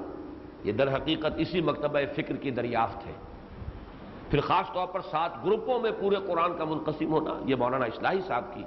آگے مزید پیش قدمی ہے اس نظام القرآن کے سلسلے میں۔ ان گروپوں کا جہاں تک مجھے معلوم ہے مولانا فراہی کے ہاں ذکر نہیں ہے، تو میں نے ان سے استفادہ کیا، بڑا بھرپور استفادہ کیا ہے، اور میرا گہرا تعلق رہا مولانا مودودی کے ساتھ بھی، مولانا اصلاحی صاحب کے ساتھ بھی۔ ابوالکلام مرحوم کو میں نے نہیں دیکھا، مولانا فراہی کا انتقال بھی ہو چکا تھا میری ولادت سے قبل، 11 نومبر 1930 کو ان کا انتقال ہوا، میری تو 26 اپریل 1932 کی پیدائش ہے۔ ابوالکلام آزاد مرحوم جو ہے 1958 میں ان کا انتقال ہوا ہے، لیکن یہ کہ بہرحال وہ ہندوستان اور پاکستان کی تقسیم سن 47 میں جو ہو گئی تھی تو کوئی امکان نہیں تھا، ان کو بھی میں نے دیکھا نہیں، لیکن یہ میری 2 مین سورسز ہیں، اور چونکہ میں ان کے حوالے سے پہچانا جاتا ہوں لہذا جہاں مجھے اختلاف ہے وہ میں تفصیلاً بیان کرتا ہوں، تاکہ عام تاثر یہ نہ ہو کہ میری رائے بھی وہی ہے۔ باقی 2 اور سورسز جو میں نے بیان کیے ہیں وہ علامہ اقبال، وہ نہ مفسر ہے، نہ عارف، نہ مجدد، نہ محدث، نہ فقیہ، نہ مفسر، لیکن یہ ہے کہ فکر قرآنی میرے نزدیک اس دور میں وہ شخص مجدد فکر اسلامی ہے۔ اسلام کا فکر جو ہے، قرآن کا فکر، اس کی ایک تجدید، اس کو رینیو کرنا جدید کانٹیکسٹ میں، جدید science, higher mathematics, higher psychology کے کانٹیکسٹ میں قرآن مجید کے فکر اور فلسفے کو مرتب کرنا اور اس کا اثبات، یہ ان کا بہت بڑا کارنامہ ہے۔ باقی یہ کہ ان کے اشعار میں خود مولانا اصلاحی کی گواہی میں نے جو میرا کتابچہ ہے علامہ اقبال اور ہم، اس میں نقل کی ہے۔ ایک زمانے میں مولانا یہاں ٹھہرے ہوئے تھے، میرے بھی اس زمانے میں بڑے اچھے مراسم ان کے ساتھ تھے، وہ چلے گئے تھے لاہور سے منتقل ہو گئے تھے خانقاہ ڈوگرہ میں جہاں ان کا زرعی رقبہ ہے، ان کی اہلیہ کا، وہاں مقیم تھے، لیکن آنکھوں کا آپریشن کرانے کے لیے آئے ہوئے تھے، کسی وجہ سے وہ ڈیلے ہو رہا تھا آپریشن۔ اس زمانے میں جو فرصت ہوئی، چونکہ اپنا لکھنا پڑھنے کا معاملہ تو ان کا گاؤں میں تھا، کتابیں تفسیریں جو لکھتے تھے وہ سلسلہ منقطع تھا، یہاں انہوں نے علامہ اقبال کا پورا کلام از اول تا آخر دوبارہ پڑھا، پہلے بھی پڑھا ہوگا، اس پر جو تاثر تھا ان کا وہ میں نے نقل کیا ہے، بڑا گہرا تاثر ہے یہ۔ واقعہ یہ کہ خود اس کے اندر ان کی اپنے فہم اور اپنی ذہانت کی بھی عکاسی ہوتی ہے اس تاثر کے اندر، اور میں نہیں سمجھتا کہ علامہ اقبال کو خاص طور پر اس اعتبار سے ایسا ٹریبیوٹ کسی شخص نے پے کیا، بہت جامع الفاظ۔ انہوں نے ایک تو یہ کہا کہ علامہ اقبال کا کلام پڑھ کر میرا کلیجہ دھس گیا، میرا حوصلہ پست ہو گیا، ہمت جواب دے گئی۔ کیوں؟ کہ ایسا داعی اس قوم کے اندر پیدا ہوا، اور یہ قوم ٹس سے مسنہ ہوئی، تو ہما شما کے کرنے سے کیا ہوگا؟ یہ بہت بڑا ٹریبیوٹ ہے۔ اتنا بڑا داعی، ایسا بڑا مفکر، اتنا حقائق سے باخبر انسان، وہ اس قوم میں آیا، چیختا پکارتا چلا گیا، اور کس درجے مایوس گیا ہے۔ تیرے محیط میں کہیں گوہر زندگی نہیں، ڈھونڈ چکا میں موج موج، دیکھ چکا صدف صدف، اس درجے مایوس، کہیں گوہر زندگی ہے ہی نہیں اس قوم کے اندر۔ بہرحال وہ جیسا کہ میں نے پہلے بھی تاثر بیان کیا ہے، نہ مصطفیٰ نہ رضا شاہ سے میں، نہ مصطفیٰ نہ رضا شاہ میں نمود اس کی کہ روح شرق بدن کی تلاش میں ہے ابھی۔ دوسری بات مولانا اصلاحی نے جو کہی وہ زیادہ اہمیت رکھتی ہے اس وقت کے حوالے سے، کہ مجھے کچھ مان تھا کہ قرآن حکیم کے بعض مشکل مقامات کی جو تعبیر میں نے کی ہے، جو توجیہ میں نے کی ہے، وہ مجھ سے پہلے کسی نے نہیں کی۔ یہ ہوتا ہے ہر شخص کو، مفکر کو خاص اسے برا لفظ استعمال کریں تو زوم کہیں گے، انہوں نے اپنے لیے استعمال کیا تو ایک مان تھا، مجھے ایک خیال تھا کہ قرآن مجید کے بعد مشکل مقامات کی جو تعبیر میں نے کی ہے وہ شاید آج تک کسی نے نہیں کی۔ کہتے ہیں کہ علامہ اقبال کا کلام پڑھ کر مجھے محسوس ہوا کہ ان تمام مقامات کی مجھ سے کہیں بہتر تعبیر و توجیہ علامہ اقبال کر گئے۔ ان میں یہ تیسری سورس ہے، علامہ اقبال، اور ان کے جو پھر اس سلسلے میں جانشین ہیں وہ ڈاکٹر رفیع الدین، ڈاکٹر محمد رفیع الدین مرحوم، قرآن اور علم جدید نامی ان کی کتاب، میں بہت قائل ہوں اس شخص کا بھی کہ جو کام شروع کیا تھا علامہ اقبال نے اسے آگے بڑھایا ہے اس لائن میں ڈاکٹر رفیع الدین نے، ان سے بھی میں نے استفادہ کیا۔ اور چوتھی سورس ہے شیخین، شیخ الہند مولانا محمود حسن دیوبندی رحمۃ اللہ علیہ کے جو ترجمہ قرآن ہے، اور حواشی بھی سورہ نساء تک ان کے ہیں، باقی حواشی شیخ الاسلام مولانا شبیر احمد عثمانی نے مکمل کی۔ یہ میرا عروہ وثقیٰ ہے، یعنی یہ ذرا اس بات کو سمجھ لیجئے، عروہ وثقیٰ کہتے ہیں وہ کنڈا جو بڑا مضبوط ہو، اگر آپ کہیں سے لٹکے ہوئے ہیں فرض کیجئے تو ایک کنڈے پر آپ کا ہاتھ ہے اور وہی آپ کی گویا کہ ضمانت آپ کی ہے، وہی کنڈا ہے، آپ اس کا سہارا لیے ہوئے ہوں، کہیں لٹکے ہوئے ہیں، کہیں کسی جہاز سے کہیں گر گیا ہے کوئی آدمی نیچے، لیکن یہ کہ جو کنڈے لگے ہوتے ہیں مختلف جگہوں پر، کوئی کنڈا اس کے ہاتھ میں آ گیا، وہ اس کے ساتھ لٹکا ہوا ہے۔ اب اسی کنڈے میں اس کی جان ہے، فرض کیجئے کنڈا ہی نکل جائے تو گیا، ختم ہوا، یہ کنڈا ہاتھ سے چھوٹ جائے تو یہ العروۃ الوثقیٰ، مضبوط کنڈا۔ تو مضبوط کنڈا بئی مانا کہ یہ ہے وہ حضرات شیخ الہند شیخ الاسلام جو اسلاف کے ساتھ جڑے ہوئے ہیں، ان کے ہاں تفسیر ہو، فقہ ہو، مسائل ہو، اس میں وہ تجدد کا جذبہ نہیں ہے کہ نئی بات نکالیں، کوئی نئی بات ہی پیدا کریں، بلکہ اسلاف کے ساتھ جڑے ہوئے۔ اس کا فائدہ یہ ہوتا ہے کہ اگر آپ فرض کیجئے کچھ آزادانہ غور و فکر کر بھی رہے ہیں، لیکن اپنے آزادانہ غور و فکر کو اگر آپ اس پر پیش کرتے رہیں، اس کا تقابل کرتے رہیں، توازن کرتے رہیں، معلوم ہو جائے کہ کہاں آپ جو اسلاف کا راستہ ہے اسے ڈیویٹ کر رہے ہیں۔ اب ایک تو مسئلہ یہ ہے کہ اسلاف کا معاملہ اگر ہے سائنٹیفک فینومینا کا تو اصولاً میں نے طے کر لیا، اس میں اسلاف کے ساتھ بندے رہنا کوئی ضروری نہیں ہے، اس لیے کہ سائنسی معلومات ان کے پاس بہت کم تھی۔ لیکن دین کی کچھ باطنی تعبیرات ہیں، ایمانی حقائق کی توجیہ ہے، پھر اس کا جو خاص طور پر احکام کا حصہ ہے، جو دین کا عملی حصہ ہے، اس میں تو میں سمجھتا ہوں کہ اسلاف کے ساتھ جڑے رہنا اسی میں عافیت ہے، اسی میں حفاظت ہے۔ ورنہ یہ کہ ذرا سا وہ کنڈا اگر چھوٹ گیا ہاتھ سے تو پھر نہ معلوم ہمارے زمانے میں جو مختلف روئیں چل رہی ہیں، فکری روئیں، الہادی روئیں، مختلف قسم کے جو فتنے ہیں، آدمی کسی لہر جو ہے اس کے ہاتھ وہ اگر لگ گیا، وہ لہر اسے نہ معلوم کہاں سے کہاں لے جائے، اور ضل ضلالا بعیدا۔ تو میری جو 4 سورسز ہیں میں نے معین کیا کہ اصلاً 2، ابو الکلام ابو العلا، انہیں میں کہا کرتا ہوں ابوین، مولانا فراہی مولانا اصلاحی، ان کے ساتھ میرا رابطہ رہا، میں نے استفادہ کیا، بلکہ میرا قرآن مجید سے پہلا ربط قائم ہی ہوا ہے تفہیم القرآن۔ میں نے بارہا بیان کیا ہے، 1947 میں جب ہم میسور تھے، ایک محلے کے اندر مسلمان جمع ہو گئے تھے حصار کے، اور وہ کچھ مورچے بنا کر مدافعت کر رہے تھے، ہندوؤں کے حملے ہو رہے تھے، تو مسجد میں اور میرے بڑے بھائی اظہار احمد صاحب یہ پڑھ رہے تھے اس زمانے میں، بلکہ یہ بھی پاس کر کے آ گئے تھے BSc انجینئرنگ کا امتحان یہیں سے، لاہور کے میکلگن کالج سے، یہ بھی وہیں پر تھے، ہم بھی وہاں تھے۔ تو اس وقت سورہ یوسف کی تفہیم چھپ رہی تھی ترجمان القرآن میں، وہ پرچے جمع کر کے ہم مطالعہ کر رہے تھے۔ اس وقت سے میرا اصل تعلق قائم ہوا ہے قرآن حکیم کے ساتھ، لیکن اس میں پھر گہرائی نظم کلام کے اعتبار سے، قرآن کے خاص اسالیب کے اعتبار سے یہ مولانا اصلاحی کی تحریروں سے پیدا ہوا۔ باقی علامہ اقبال ایک 3rd ڈائمنشن ہے، اور عروہ وثقیٰ یہ علماء جو ہمارے سلف سے متعلق ہیں، ان میں سے جو پہلے 2 ہیں جہاں انس کا کوئی معاملہ ہوتا ہے جس کو میں سمجھتا ہوں کہ غلط ہے، میں اس کو تفصیل سے بیان کرتا ہوں۔ اس کی ایک مثال ہے یہ سورہ فیل۔ مولانا فرائی نے یہاں تمام اسلاف سے ہٹ کر ایک راہ اختیار کی،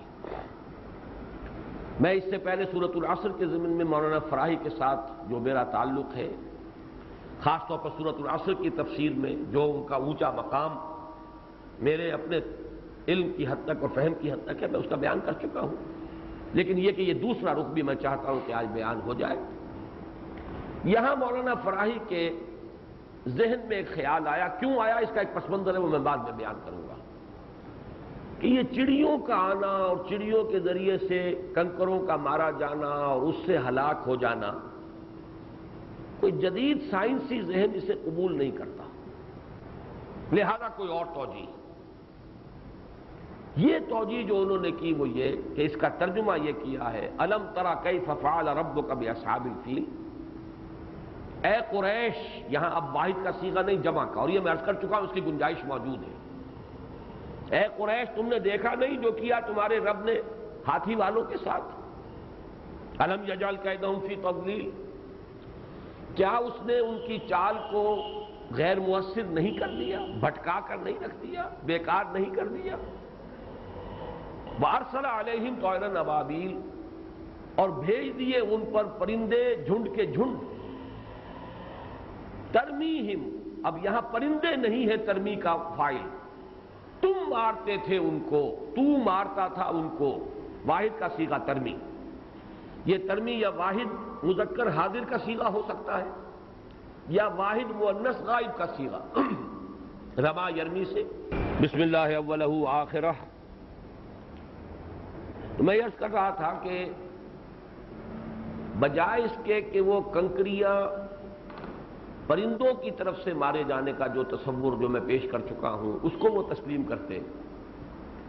مولانا فراہی نے یہ تصور دیا ہے کہ اصل میں یہ سنگ باری کی قریش ہے، وہ پہاڑوں کے اوپر چڑھ گئے اور وہاں سے انہوں نے پتھراؤ کیا، اور اللہ تعالیٰ نے ان کے پتھراؤ ہی کے پردے میں اپنی طرف سے بھی ان کی ہلاکت کا سامان کر دیا۔ یہ ایک خاص نقطہ نظر ہے معجزات کی ایک تعویل اور تعبیر سائنسی حقائق کے حوالے سے۔ اس پس منظر کو پہچان لیجئے، اور اس میں جو اختلاف انہوں نے کیا ہے وہ در حقیقت اسی پر مبنی ہے۔ 19ویں صدی میں جب انگریز آیا ہندوستان میں، وہ اپنے ساتھ جدید تعلیم لے کر آیا جس میں سائنس بھی تھی، اور سائنس کے بارے میں تصور یہ تھا کہ یہ تو بالکل قطعی ہے، حتمی ہے، یقینی ہے، جو لاز آف نیچر ہیں وہ اٹل ہے، غیر متبدل ہے، ان کی تبدیلی کا سوال ہی نہیں۔ یہ جو ایلیمنٹس ہیں ان کی پراپرٹیز مستقل ہیں، دائم ہیں۔ پانی کا ایک وصف ہے، وہ اپنی سطح کو برقرار رکھتا ہے، یہ وصف کبھی ختم نہیں ہو سکتا اس میں سے۔ آگ کی پراپرٹی ہے، وہ جلا دیتی ہے، جو شے جلنے کی استعداد رکھتی ہو اس کو جلا دے گی۔ یہ وصف جو ہے اس کے ساتھ لا ینفک ہے، علیحدہ نہیں ہو سکتا، یہ وصف ہمیشہ قائم رہے گا۔ پھر فزیکل چینجز، کیمیکل چینجز کے جو لاز ہیں یہ بھی مستقل ہیں، دائم ہیں۔ اب یہ جو سائنس کا تصور سامنے آیا اور مادہ پرستی کا ایک تصور پیدا ہوا، حقیقی چیزیں وہی ہیں جو ہمارے حواس کے ذریعے سے دریافت ہوں، دیکھی جا سکیں، چکھی جا سکیں، چھوئی جا سکیں، سنی جا سکیں، محسوس کی جا سکے۔ اس کا نتیجہ یہ نکلا کہ معجزات کی مادی تعبیر کا سلسلہ شروع ہوا، جدید ذہن کو اپیل کرنے کے لیے، اور اس میں امام ہے سر سید احمد خان مرحوم۔ وہ چونکہ عالم بھی تھے، عربی زبان سے واقف بھی تھے، قدیم طریقے تعلیم اور نظام تعلیم سے ہی ان کا سارا سلسلہ، ان کا بچپن کا اسی میں سے گزرا تھا، لہذا انہوں نے اب قرآن کی تفسیر کرنی شروع کی، اور وہ نیچری تفسیر کہلاتی ہے۔ بعد میں اس وقت کے جو ہمارے راسخ العقیدہ علماء تھے انہوں نے نیچریت اس کا نام دیا، یہ سائنٹیفک توجیہ کرنے کی کوشش، جس کی بہت سی چیزیں میں بیان بھی کر چکا۔ مثلا انہوں نے یہ کہا کہ جن کوئی علیحدہ وجود نہیں ہے، بلکہ مشتعل مزاج انسانوں کو جن کہہ دیا گیا، جیسے کوئی شخص غصے میں ہو تو ہم کہہ دیتے ہیں غصے سے آگ بگولا ہو گیا، وہ کوئی آگ تو نہیں ہو جاتا، انسان ہی رہتا ہے، لیکن استعارتاً کہہ دیا جاتا ہے غصے سے آگ بگولا ہو گیا۔ اسی لیے کہہ دیا گیا کہ جن جو ہے آگ سے بنائے گئے، حالانکہ حقیقت میں وہ بھی انسان ہے، البتہ ان کی سرشت میں چونکہ غصہ ہے، وہ انسان اکھڑ قسم کے، جھگڑالو قسم کے انسان، بس وہ جن ہے۔ فرشتے بھی کوئی وجود رکھنے والی ہستیاں نہیں ہیں، بلکہ فرشتے تو صرف جو فورسز آف دی نیچر ہیں ان کو فرشتہ کہہ دیا گیا، فورس آف گریوٹی ہے اسے کہہ دیجئے یہ ایک فرشتہ ہے۔ یہ تعبیرات ہیں ان کی کہ جن سے علماء کو بہرحال بہت وحشت ہوئی، ان کی مخالفت بھی ہوئی، لیکن بعض دوسرے اعتبارات سے وہ شخص جو ہے بڑی عظمت کا حامل بھی تھا، صلاحیت کار، محنت، مشقت،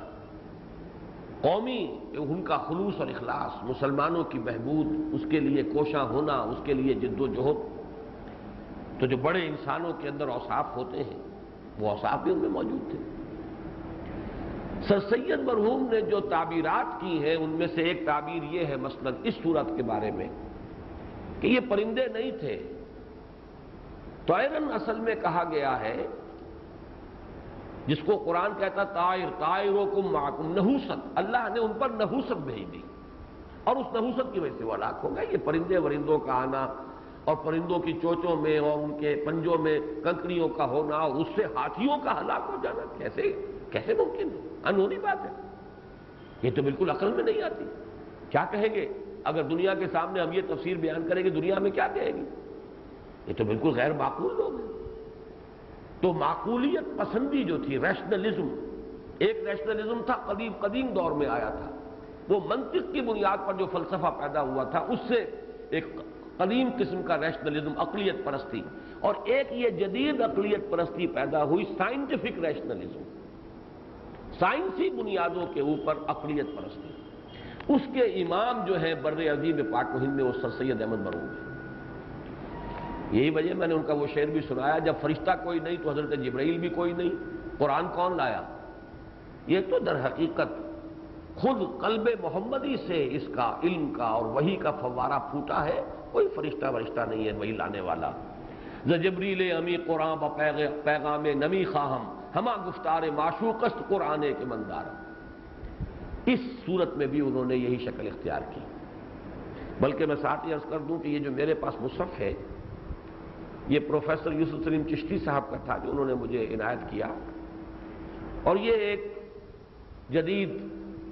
مصری عالم ہے محمد فرید وجدی، المصحف المفسر اس کا نام ہے۔ انہوں نے حواشی پر بڑی مختصر سی تفسیر بھی لکھی ہوئی ہے، اور یہ بھی جدید دور کے آدمی ہیں، وہی جدید سائنٹیفک ریشنلزم وہ ان پر بھی سوار ہے۔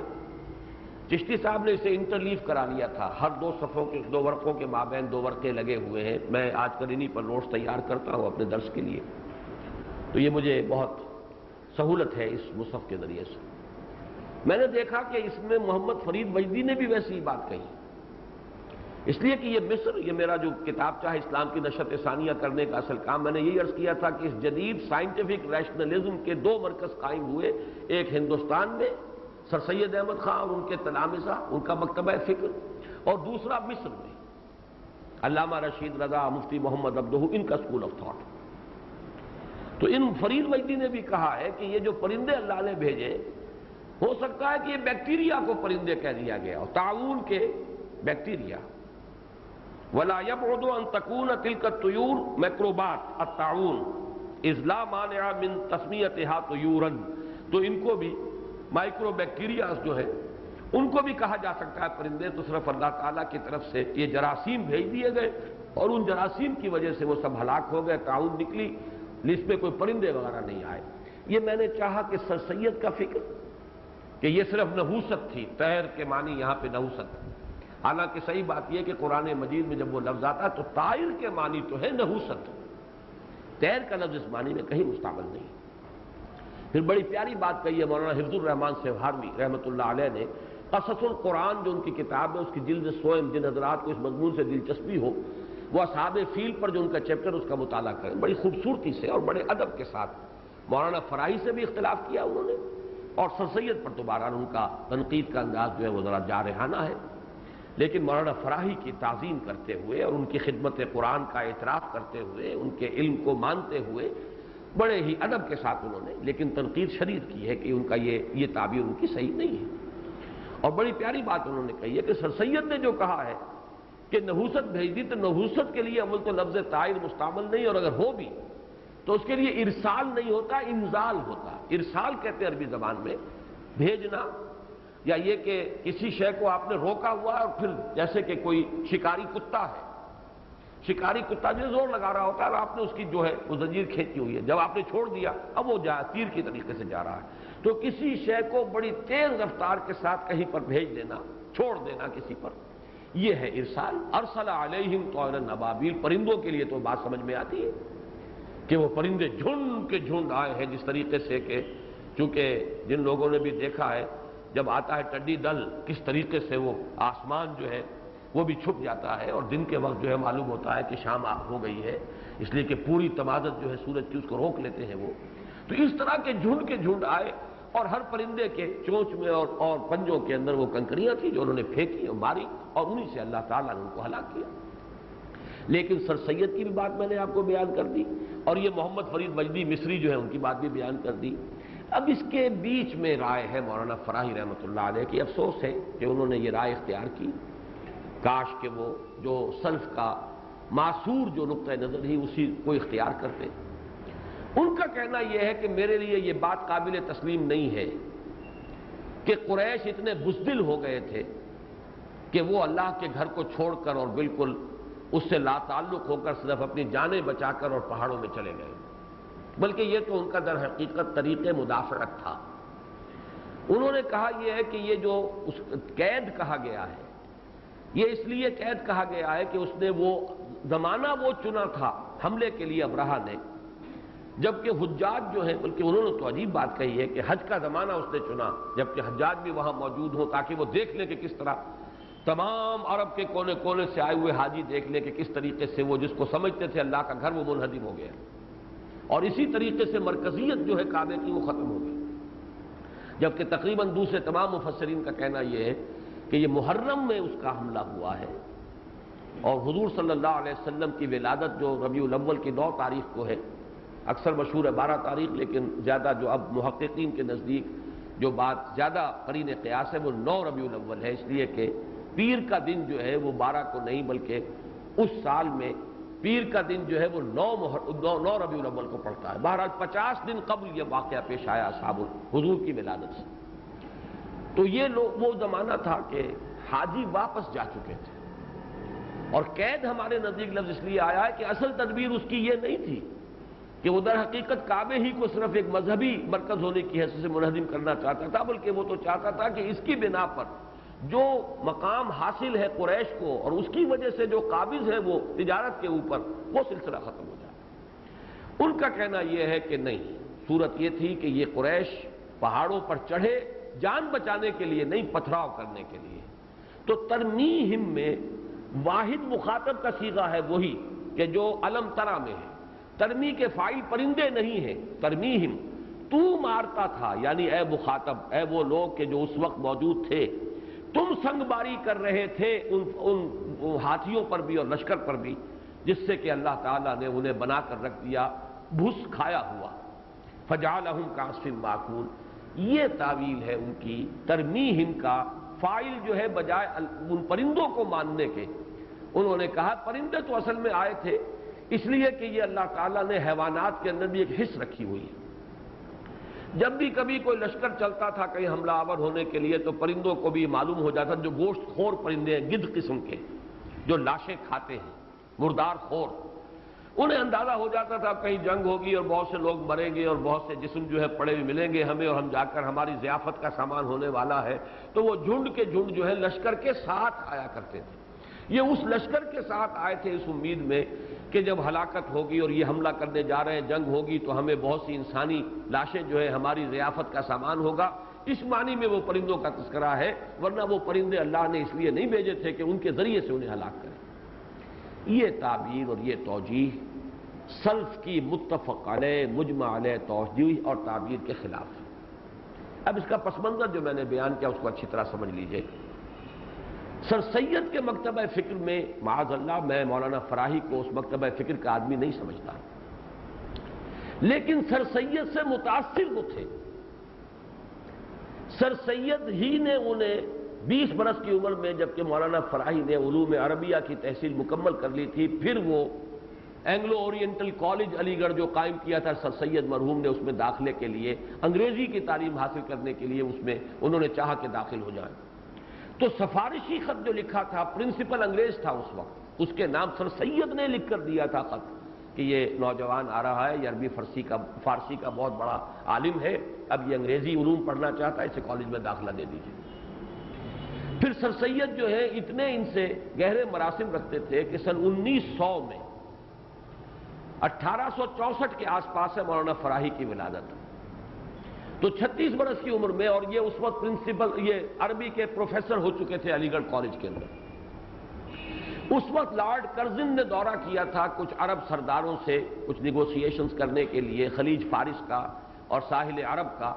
تو اسے ایک مترجم کی ضرورت تھی کہ جو عربی انٹرپریٹر ہو اور انگریزی اور عربی دونوں زبانوں سے واقف ہو، تو سر سید نے مولانا فراہی کو اس کے ساتھ بھیجا تھا کہ تم جاؤ، حالانکہ وہ خود اس کو پسند نہیں کرتے تھے۔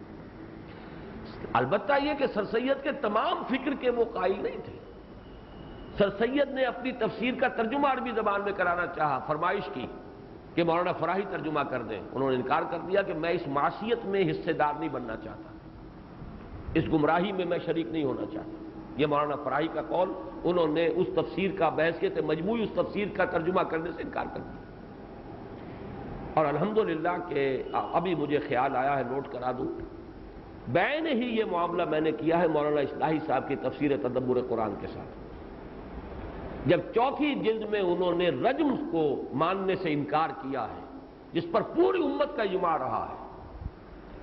سوائے خوارج کے ایک چھوٹی سی جماعت کے، تمام جتنے بھی ہمارے ہاں جتنے بھی مسلک ہیں، جتنے بھی مذاہب فقہ ہیں، جتنے بھی سکولز آف تھاٹ ہیں اسلامک لا کے، وہ حنبلی، شافعی، مالکی، حنفی، ظاہری اور زیدی اور شیعہ اور جعفری، سب کے سب اس پر متفق ہیں کہ زنا کرنے والا مرد یا عورت اگر وہ شادی شدہ ہے تو اس کی حد ہے رجم، سنسار کیا جانا۔ جب اس سے اختلاف کر کے مولانا اصلاحی صاحب نے ایک علیحدہ راستہ ایسا اختیار کیا کہ جو منکرین حدیث کا موقف ہے وہ اختیار کر لیا، اس کے بعد سے میں نے طے کر لیا کہ میں ان کی تفسیر شائع نہیں کروں، اس معصیت میں اب میں شریک ہونے کے لیے تیار ہوں۔ میں نے جب انہی دونوں مولانا اصلاحی صاحب ہی کی لکھی ہوئی جو سوانح عمری ہے، مولانا فراہی کی اپنے استاد کے حالات زندگی لکھے ہیں، اس میں جب یہ جملہ پڑھا کہ مولانا فراہی نے سر سید کی تفسیر کا عربی ترجمہ کرنے سے انکار کیا یہ کہہ کر کہ میں اس معصیت کی اشاعت میں شریک نہیں ہونا چاہتا، تو میں نے اللہ کا شکر ادا کیا کہ میں نے بھی بعین ہی وہی موقف اختیار کیا ہے خود مولانا اصلاحی کی تفسیر کے بارے میں، جب انہوں نے پوری امت کے اجماعی موقف سے ہٹ کر ایک علیحدہ اور وہ راستہ اختیار کیا کہ جو منکرین سنت نے اختیار کیا، تو میں نے بھی اس کو تفسیر کو آئندہ شائع کرنے سے انکار کیا۔ بعد میں اس کا جو معاملہ سارا انہیں ہم نے واپس کر دیا، اب وہ ایک اور نظام کے تحت تفسیر چھپتی ہے، اب اس کے اندر میں شامل نہیں۔ بہرحال یہ پس منظر ہے، اس کو سمجھ لیجئے کہ یہ جو سائنٹیفک ریشنلزم آیا تھا یہ اتنا زوردار تھا، سائنس کا رعب اتنا تھا کہ اس زمانے میں شاید ہی وہ لوگ ہیں کہ جو بچ سکے ہیں اس سے، اور یہ وہ لوگ ہیں عروۃ الوثقیٰ والے جو سلف کے ساتھ جڑے ہوئے ہیں،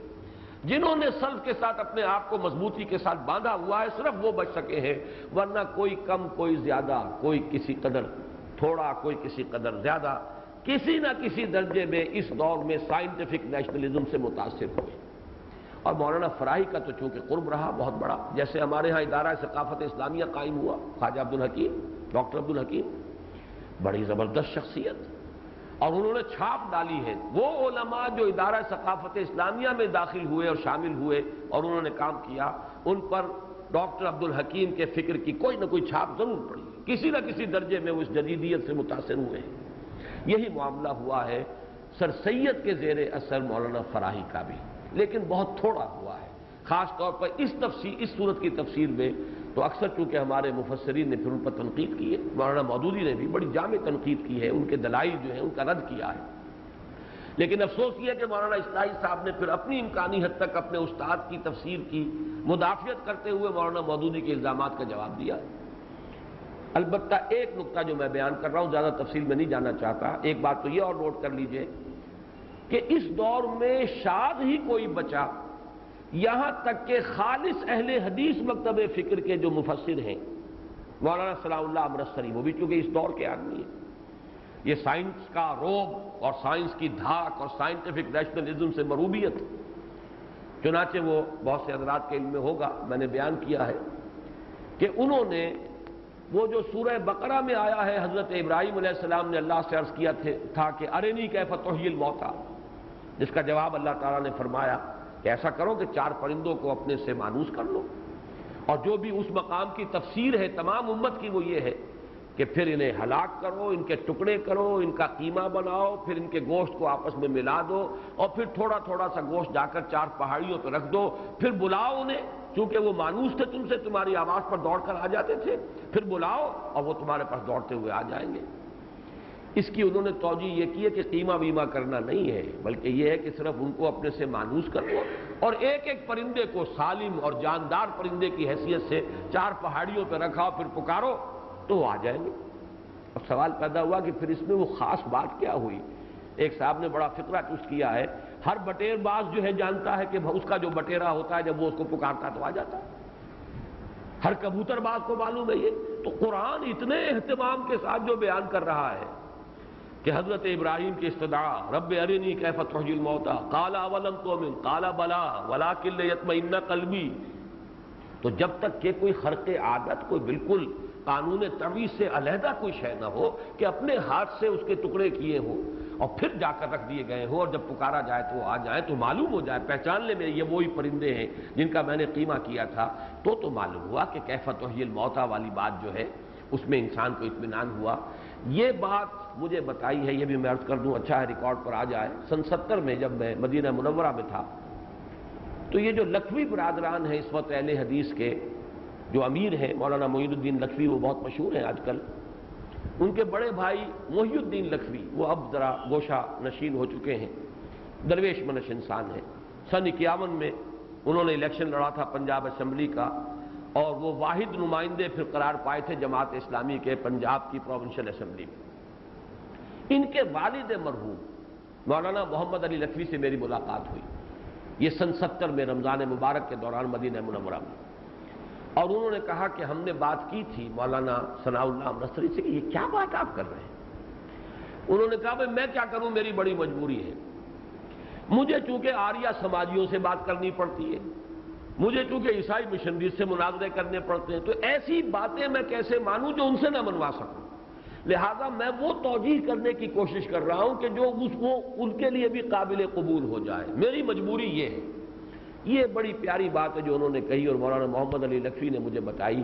اس سے اندازہ ہوتا ہے کہ اس دور میں جو شخص بھی چاہتا تھا کہ میری بات جو ہے وہ ذرا جدید ذہن کے لیے بھی قابل قبول ہو جائے، وہ کوئی ایسی توجیہ کرنا جس سے کہ سائنٹیفک معاملہ معلوم ہو اور کوئی وہ خرق عادت اور فزیکل لاس جو ہے اس کے خلاف نظر نہ آئے، یہ ایک جذبہ تھا خاص دور میں پیدا ہوا، اور اسی سے اس حد تک مولانا فراہی میں متاثر ہو گئے۔ افسوس صد افسوس کہ انہوں نے سورہ فیل کی تفسیر میں بالکل غیر منطقی ترمیہم، تم مارتے تھے انہیں،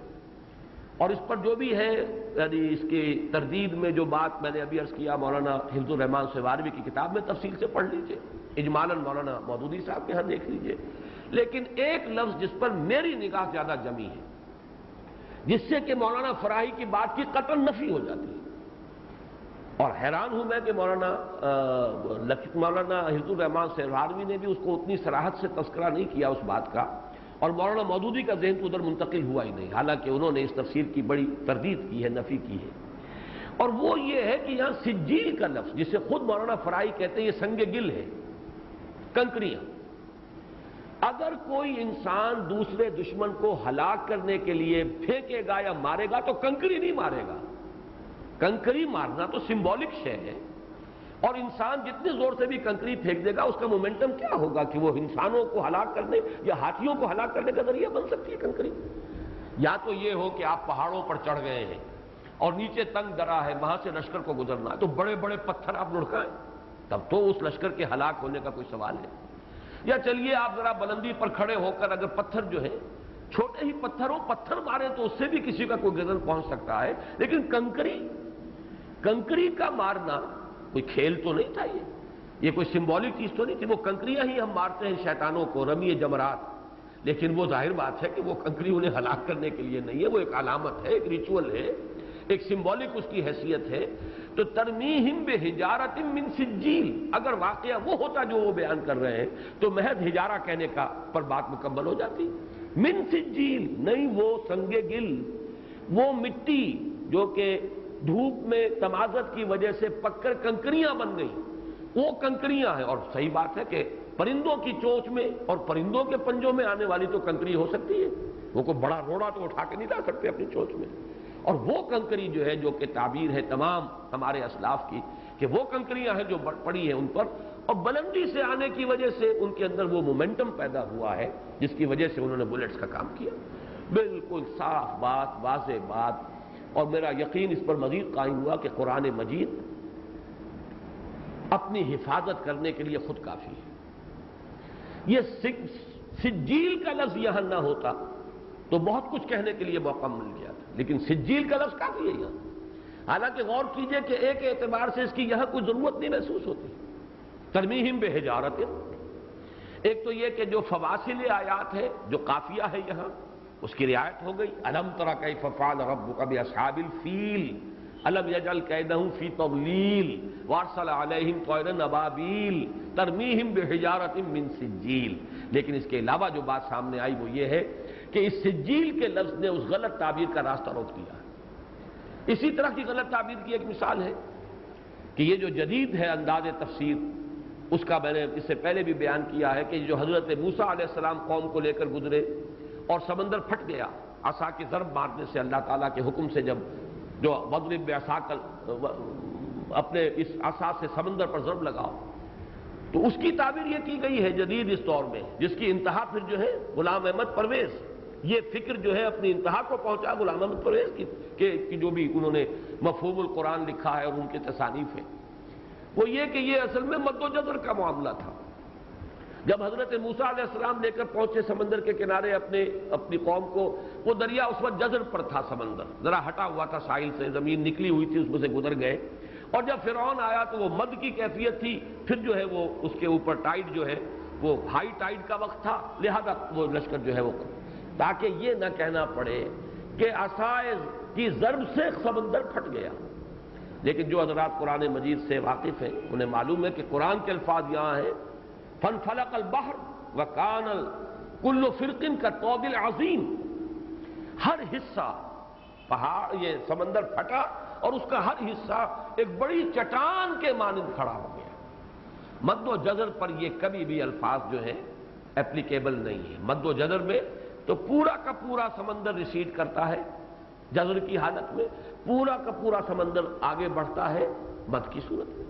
لیکن یہ کہ کل فرق کالطود العظیم،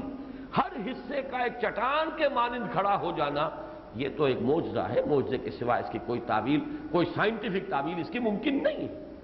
تو حقیقت یہ ہے کہ ہمیں یہ ماننا چاہیے کہ تمام پراپرٹیز آف دی میٹر اللہ کی عطا کردہ ہے،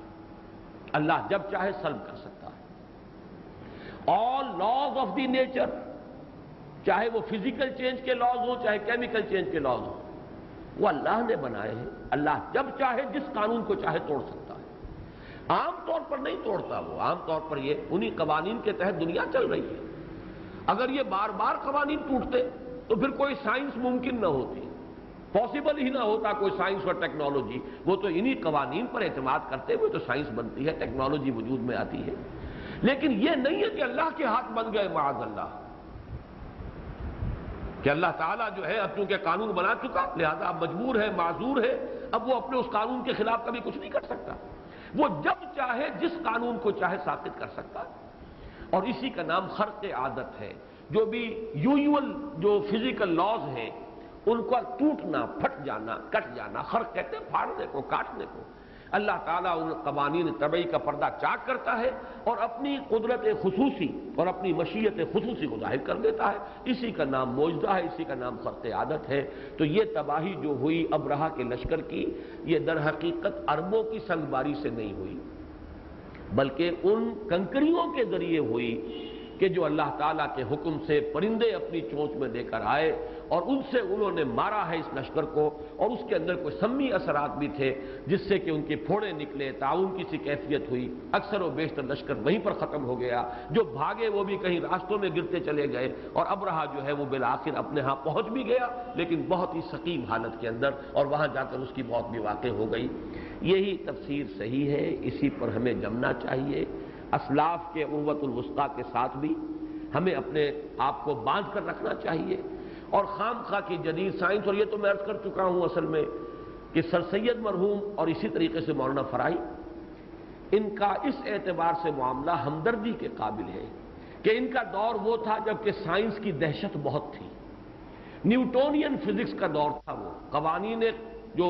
موشن، لاز آف موشن جو ہے، لاز آف موشن نیوٹن کے، وہ سمجھے جاتے تھے کہ قطعی ہیں، ابدی ہیں، انوائلیبل ہیں، ان میں کوئی کہیں استثناء ہے ہی نہیں. اب تو سائنس جو ہے، اب جو دور آیا آئنسٹائن کا 1905 کے بعد سے،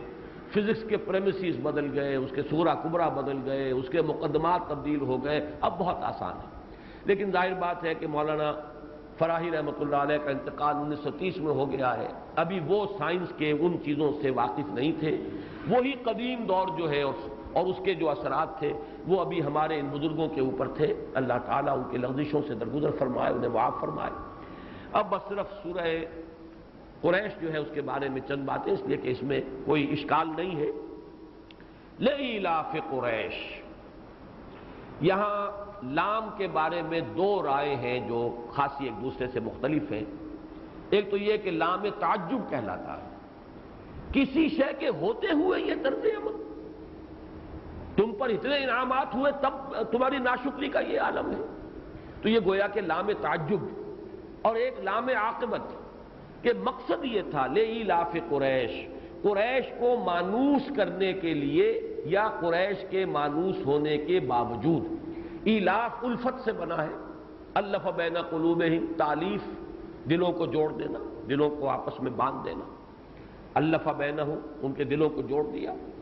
تالیف قلب ہم کہتے ہیں کسی شخص کے دل کے اندر نرمی پیدا کرنے کے لیے، اپنے آپ سے مانوس کرنے کے لیے اسے آپ اس کے ساتھ کو حسن سلوک کریں تاکہ وہ آپ سے مانوس ہو جائے، آپ سے محبت کرنے لگے. تالیف قلب ہے. لإیلاف قریش. ایک رائے یہ ہے کہ اسلام کا تعلق ہے سورۃ الفیل کے ساتھ. اللہ تعالیٰ نے یہ سب کچھ اس لیے کیا کہ قریش کی دلجوئی ہو. یہ حشر جو کیا ہے ابرہہ کا اور اس کے لشکر کا اور اس کی فوج کا اور اس کے ہاتھیوں کا، لإیلاف قریش، یہ قریش کی دلجوئی کے لیے ہے تاکہ ان کے دلوں میں اللہ تعالیٰ کی عظمت کا نقش قائم ہو، اللہ سے محبت جو ہے گہری ہو جائے کہ اللہ نے اپنی خاص قدرت کے ذریعے سے اتنے بڑے لشکر کو ختم کر کر رکھ دیا، اور وہ گھر جو ہے اللہ نے اپنے اس گھر کی حفاظت کی. لیکن یہ شاذ رائے ہے. اصل یہی ہے کہ لإیلاف قریش آگے کے ساتھ جڑ رہا ہے. ایلافہم رحلۃ الشتاء والصیف، ان کو جو مانوس کر دیا گیا، ان کا مانوس ہو جانا. رحلہ کہتے ہیں سفر کو. آج کل وہ سعودی عرب حاجی اور عمرے کے لیے جو حضرات جاتے ہیں، رحلہ سعیدہ یہ خاص ایک لفظ ہے جو وہاں پر آپ کو بعض بیگز جو بکتے ہیں ان پر لکھا ہوتا ہے کہ آپ کا سفر جو ہے وہ سعادت والا ہو، خیر والا ہو، رحلہ سعیدہ. تو رحلہ سفر. رحلۃ الشتاء والصیف، سفر سردیوں کا اور گرمیوں کا. یہ وہ ایسٹ ویسٹ تجارت جو سبا کے بعد ان کے ہاتھ میں آئی، اور میرے گمان کے مطابق اسی کو واپس لینے کے لیے ابرہہ نے یہ ساری کوشش کی کہ خانہ کعبہ کی مرکزیت کو ختم کر دے، اور خانہ کعبہ کی وجہ سے، اس کے متولی ہونے کی وجہ سے قریش کو جو مراعات حاصل ہے، جو تحفظ حاصل ہے، وہ ختم ہو جائے تاکہ یہ تجارت پھر ہمارے قبضے میں آ جائے. ایلافہم رحلۃ الشتاء والصیف، اللہ تعالیٰ نے ان کو مانوس کر دیا. وہ سردیوں میں سفر کرتے تھے یمن کی طرف کیونکہ گرم علاقہ ہے، سردی شدید نہیں ہوتی، اور گرمیوں میں سفر کرتے تھے شام کی طرف. ہر سال میں ان کے یہ 2 سفر تھے، تجارتی سفر۔ سردیوں میں یمن کی طرف گئے، وہاں سے سامان خریدا بھی، لیا بھی اور اس کو منتقل کیا، اور پھر یہ کہ اس کو لے گئے گرمیوں کے سفر میں شمال کی طرف، اس لیے کہ وہ ذرا ٹھنڈا علاقہ ہے، تو گرمیوں میں وہ سفر آسان ہے، شام کے ساحل پر پہنچا دیا، اور اسی میں ان کی اپنی تجارت بھی تھی، اسی تجارت پر ان کی خوشحالی کا دار و مدار تھا۔ اور چونکہ یہ متولی تھے کعبے کے، لہذا ان کے قافلوں کے اوپر کوئی حملہ نہیں کرتا تھا، انہیں ایک حفاظت حاصل تھی۔ تو لإیلاف قریش ایلافہم رحلۃ الشتاء والصیف، اب اس کے دونوں ترجمے ہوں گے علیحدہ علیحدہ۔ باوجود مانوس کیے جانے کے قریش کے، یعنی ان کا مانوس کیا جانا سردی اور گرمی کے سفر سے، اس کے باوجود ان کا حال یہ ہے، یہاں اب گویا کہ محذوف مانا جائے گا کلام، کہ پھر بھی وہ شرک کے اندر مبتلا ہیں، پھر بھی وہ اللہ کی ناشکری کر رہے ہیں، پھر بھی وہ محمد صلی اللہ علیہ وسلم کی دعوت پر کان نہیں دھر رہے، اس کے باوجود کہ اس اللہ کے احسانات، اللہ کا انعام جو ہے ان پر، وہ ان کے بالکل سامنے ہے، ان کے نگاہوں کے سامنے ہے۔ اگر تو تعجب کا لام ہے تو ترجمہ یہ ہوگا، اور اگر لام عاقبت ہے تو گویا کہ مطلب یہ ہوگا کہ اس کا نتیجہ یہ نکلنا چاہیے، اللہ کے اس انعام و اکرام کا جو ان پر ہوا ہے، اللہ نے جس طریقے سے اس کعبے کی مرکزیت کو ذریعہ بنا دیا ان کی خوشحالی کا، اگر آ رہا ہے ان کو امن بخشا ہے اس کعبے کی وجہ سے، اس بیت اللہ کی وجہ سے، تو انہیں چاہیے فَلْيَعْبُدُوا رَبَّ هَذَا الْبَيْتِ، یہ گویا کہ وہ دعوت محمدی صلی اللہ علیہ وسلم، اس دعوت کا جو آغاز ہوا ہے مکے کے اندر، اب اس کی تائید کے لیے اللہ تعالیٰ نے اپنے ان احسانات کو بیان کیا۔ دیکھو اس گھر کو ہم نے اپنی قدرت خصوصی سے بچایا، جبکہ 60,000 کا لشکر ہاتھیوں کے سمیت آ گیا تھا اس کو گرانے کے لیے۔ دیکھو اس کو ہم نے ذریعہ بنایا تمہارے لیے، تمہاری خوشحالی کا ذریعہ،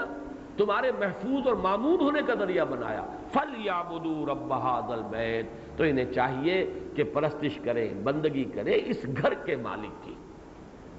قریش کے بارے میں بھی جان لیں کہ اس کا تسمیہ کیا ہے۔ ایک رائے یہ ہے کہ قرش ایک سمندری آبی جانور کہلاتا ہے، جو بہت عظیم الجثہ،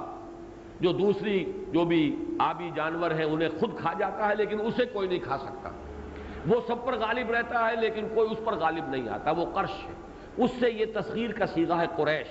کیونکہ قریش بھی عرب کے اندر ایک ایسا قبیلہ بن گئے تھے کہ وہ غالب تھے، حاوی تھے، کوئی ان کے قافلے کے اوپر ہاتھ ڈالنے کی ضرورت نہیں کرتا تھا، اس لیے ان کا نام قریش پڑا۔ ایک یہ بھی ہے کہ قرش کے معنی کسب ہے، کمائی کرنا، تجارت کرنا، تو چونکہ یہ المتجرین بن گئے تھے چاروں بھائی، لہذا ان کا نام قریش پڑ گیا۔ ایک یہ بھی ہے کہ تقرش عربی زبان میں آتا تجمع کے لیے، جمع ہو جانا کسی جگہ پر، تقرش۔ تو قریش جب جمع ہو گئے، وہ منتشر تھے، یہ میں عرض کر چکا ہوں کہ قصی ابن کلاب نے ان کو پہلی مرتبہ لا کر اس گھر میں، اس کے جوار میں یہاں پر جمع کیا ہے، اس وجہ سے ان کا نام قریش ہے۔ واللہ عالم، یہ 3 توجیحات ہیں۔ لإلاف قریش ایلافہم رحلۃ الشتاء والصیف فلیعبدوا رب ھذا البیت الذی اطعمہم من جوع وآمنہم من خوف۔ اس گھر کے رب کی بندگی کرنی چاہیے جس نے انہیں کھلایا اور کھلا کر یعنی ان کے لیے روزی کا سامان کیا۔ وہ دعا جو کی تھی حضرت ابراہیم علیہ السلام نے، ربنا انی اسکنت من ذریتی بواد غیر ذی زرع عند بیتک المحرم ربنا لیقیموا الصلاۃ فاجعل افئدة من الناس تہوی الیہم وارزقہم من الثمرات لعلہم یشکرون۔ اب لوگوں کے دلوں کو ان کی طرف مائل کر دے اور ان کو رزق ہم پہنچا، میووں کا رزق، تاکہ یہ شکر ادا کریں۔ یہ وادی تو وہ ہے جس میں کوئی چیز پیدا نہیں ہوتی، کوئی زراعت نہیں ہے، واد غیر ذی زرع میں تیرے حکم سے میں نے اپنی نسل کی ایک شاخ جو ہے اسے یہاں آباد کر دیا ہے۔ اور یہ مضمون قرآن مجید میں سورہ قصص اور سورہ عنکبوت، یہ دونوں صورتیں جو ہیں متصل ہیں، ان میں یہ مضمون آیا ہے۔ سورہ قصص کی 57ویں آیت ہے، اَوَلَمْ نُمَكِّنْ لَهُمْ حَرَمًا آمِنًا يُجْبَى إِلَيْهِ ثَمَرَاتُ كُلِّ شَيْءٍ۔ کیا یہ قریش دیکھتے نہیں کہ ہم نے ان کے لیے اس حرم کی سرزمین کو امن کا گہوارہ بنا دیا ہے، اور ہر چیز کے میوے کھینچے آتے ہیں اس سرزمین کی طرف۔ اس لیے کہ حج کا سلسلہ جیسے آج بھی جو شخص جاتا دیکھ لیتا ہے، پوری دنیا کا میوہ اور پھل آپ کو وہاں مل جائے گا۔ کہیں ساؤتھ امریکہ سے، ارجنٹائنا سے چلا ہوا کیلا پہنچا ہوا ہے وہاں، کہاں سے ہر شے دنیا کی آپ کو ملے گی مکہ مکرمہ کے اندر۔ اس لیے کہ حجاج بھی آتے ہیں، لے کر آتے ہیں، اور یہ سلسلہ خیر اب تو بڑی تجارت کا سلسلہ ہے، پہلے یہ کہ کونے کونے سے حاجی آتے تھے، چیزیں لے کر آتے تھے۔ پھر وہاں آ کر انفاق کرتے تھے، وہاں قربانیاں کرتے تھے، نہر ہوتا تھا، اس نہر ہی کی وجہ سے یہ خانہ بدوش لوگ جن کے پاس وہاں اور کچھ سریا نہیں تھا، بھیڑیں بکریاں پال لی، کہیں پہاڑوں کے اوپر بارش ہو گئی، وہاں کہیں کوئی سبزہ ہو گیا، وہاں پر وہ چرتی نہیں، لیکن یہ کہ پھر ان کی پوری قیمت انہیں وصول ہوتی تھی جب حاجی آتے تھے اور خریدتے تھے۔ اب تو یہ ہے کہ اور بھی دوسرے ممالک سے امپورٹ بھی کیے جاتے ہیں، لیکن یہ کہ یہی ان کی خوشحالی کا سب سے بڑا ذریعہ بن گیا۔ ایک طرف تجارت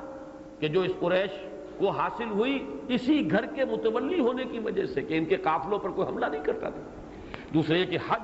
جس کے ذریعے سے سامان تجارت اور کھانے پینے کی چیزیں اور اجناس اور میوے کونے کونے سے دنیا کے وہاں جمع ہو رہی ہیں۔ اولم نمکن لہم حرما آمنا یجبا الیہ ثمرات کل شیء، یہ سورہ قصص میں اور سورہ عنکبوت میں فرمایا اولم یروا انا جعلنا حرما آمنا ویتخطف الناس من حولہم،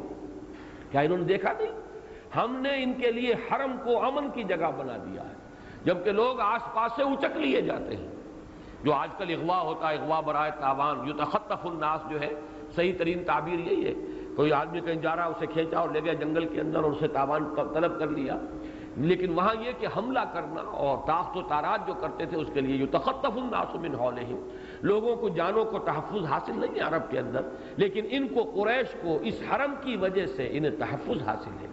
ان کی جان اور مال کی حفاظت ہے، ان کو ایک سیادت اور قیادت حاصل ہوئی ہے پورے عرب کے اندر۔ فَلْيَعْبُدُوا رَبَّ هَذَا الْبَيْتِ الَّذِي أَطْعَمَهُم مِّن جُوعٍ وَآمَنَهُم مِّن خَوْفٍ، پس چاہیے کہ بندگی کریں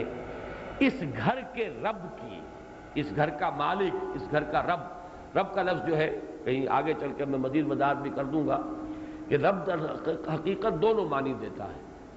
مالک بھی اور پالنہار اور پروردگار بھی، لیکن اصل میں جو لفظ ہے رب، را با با، اس کا اصل مفہوم ہے مالک، رب المال، مال والا،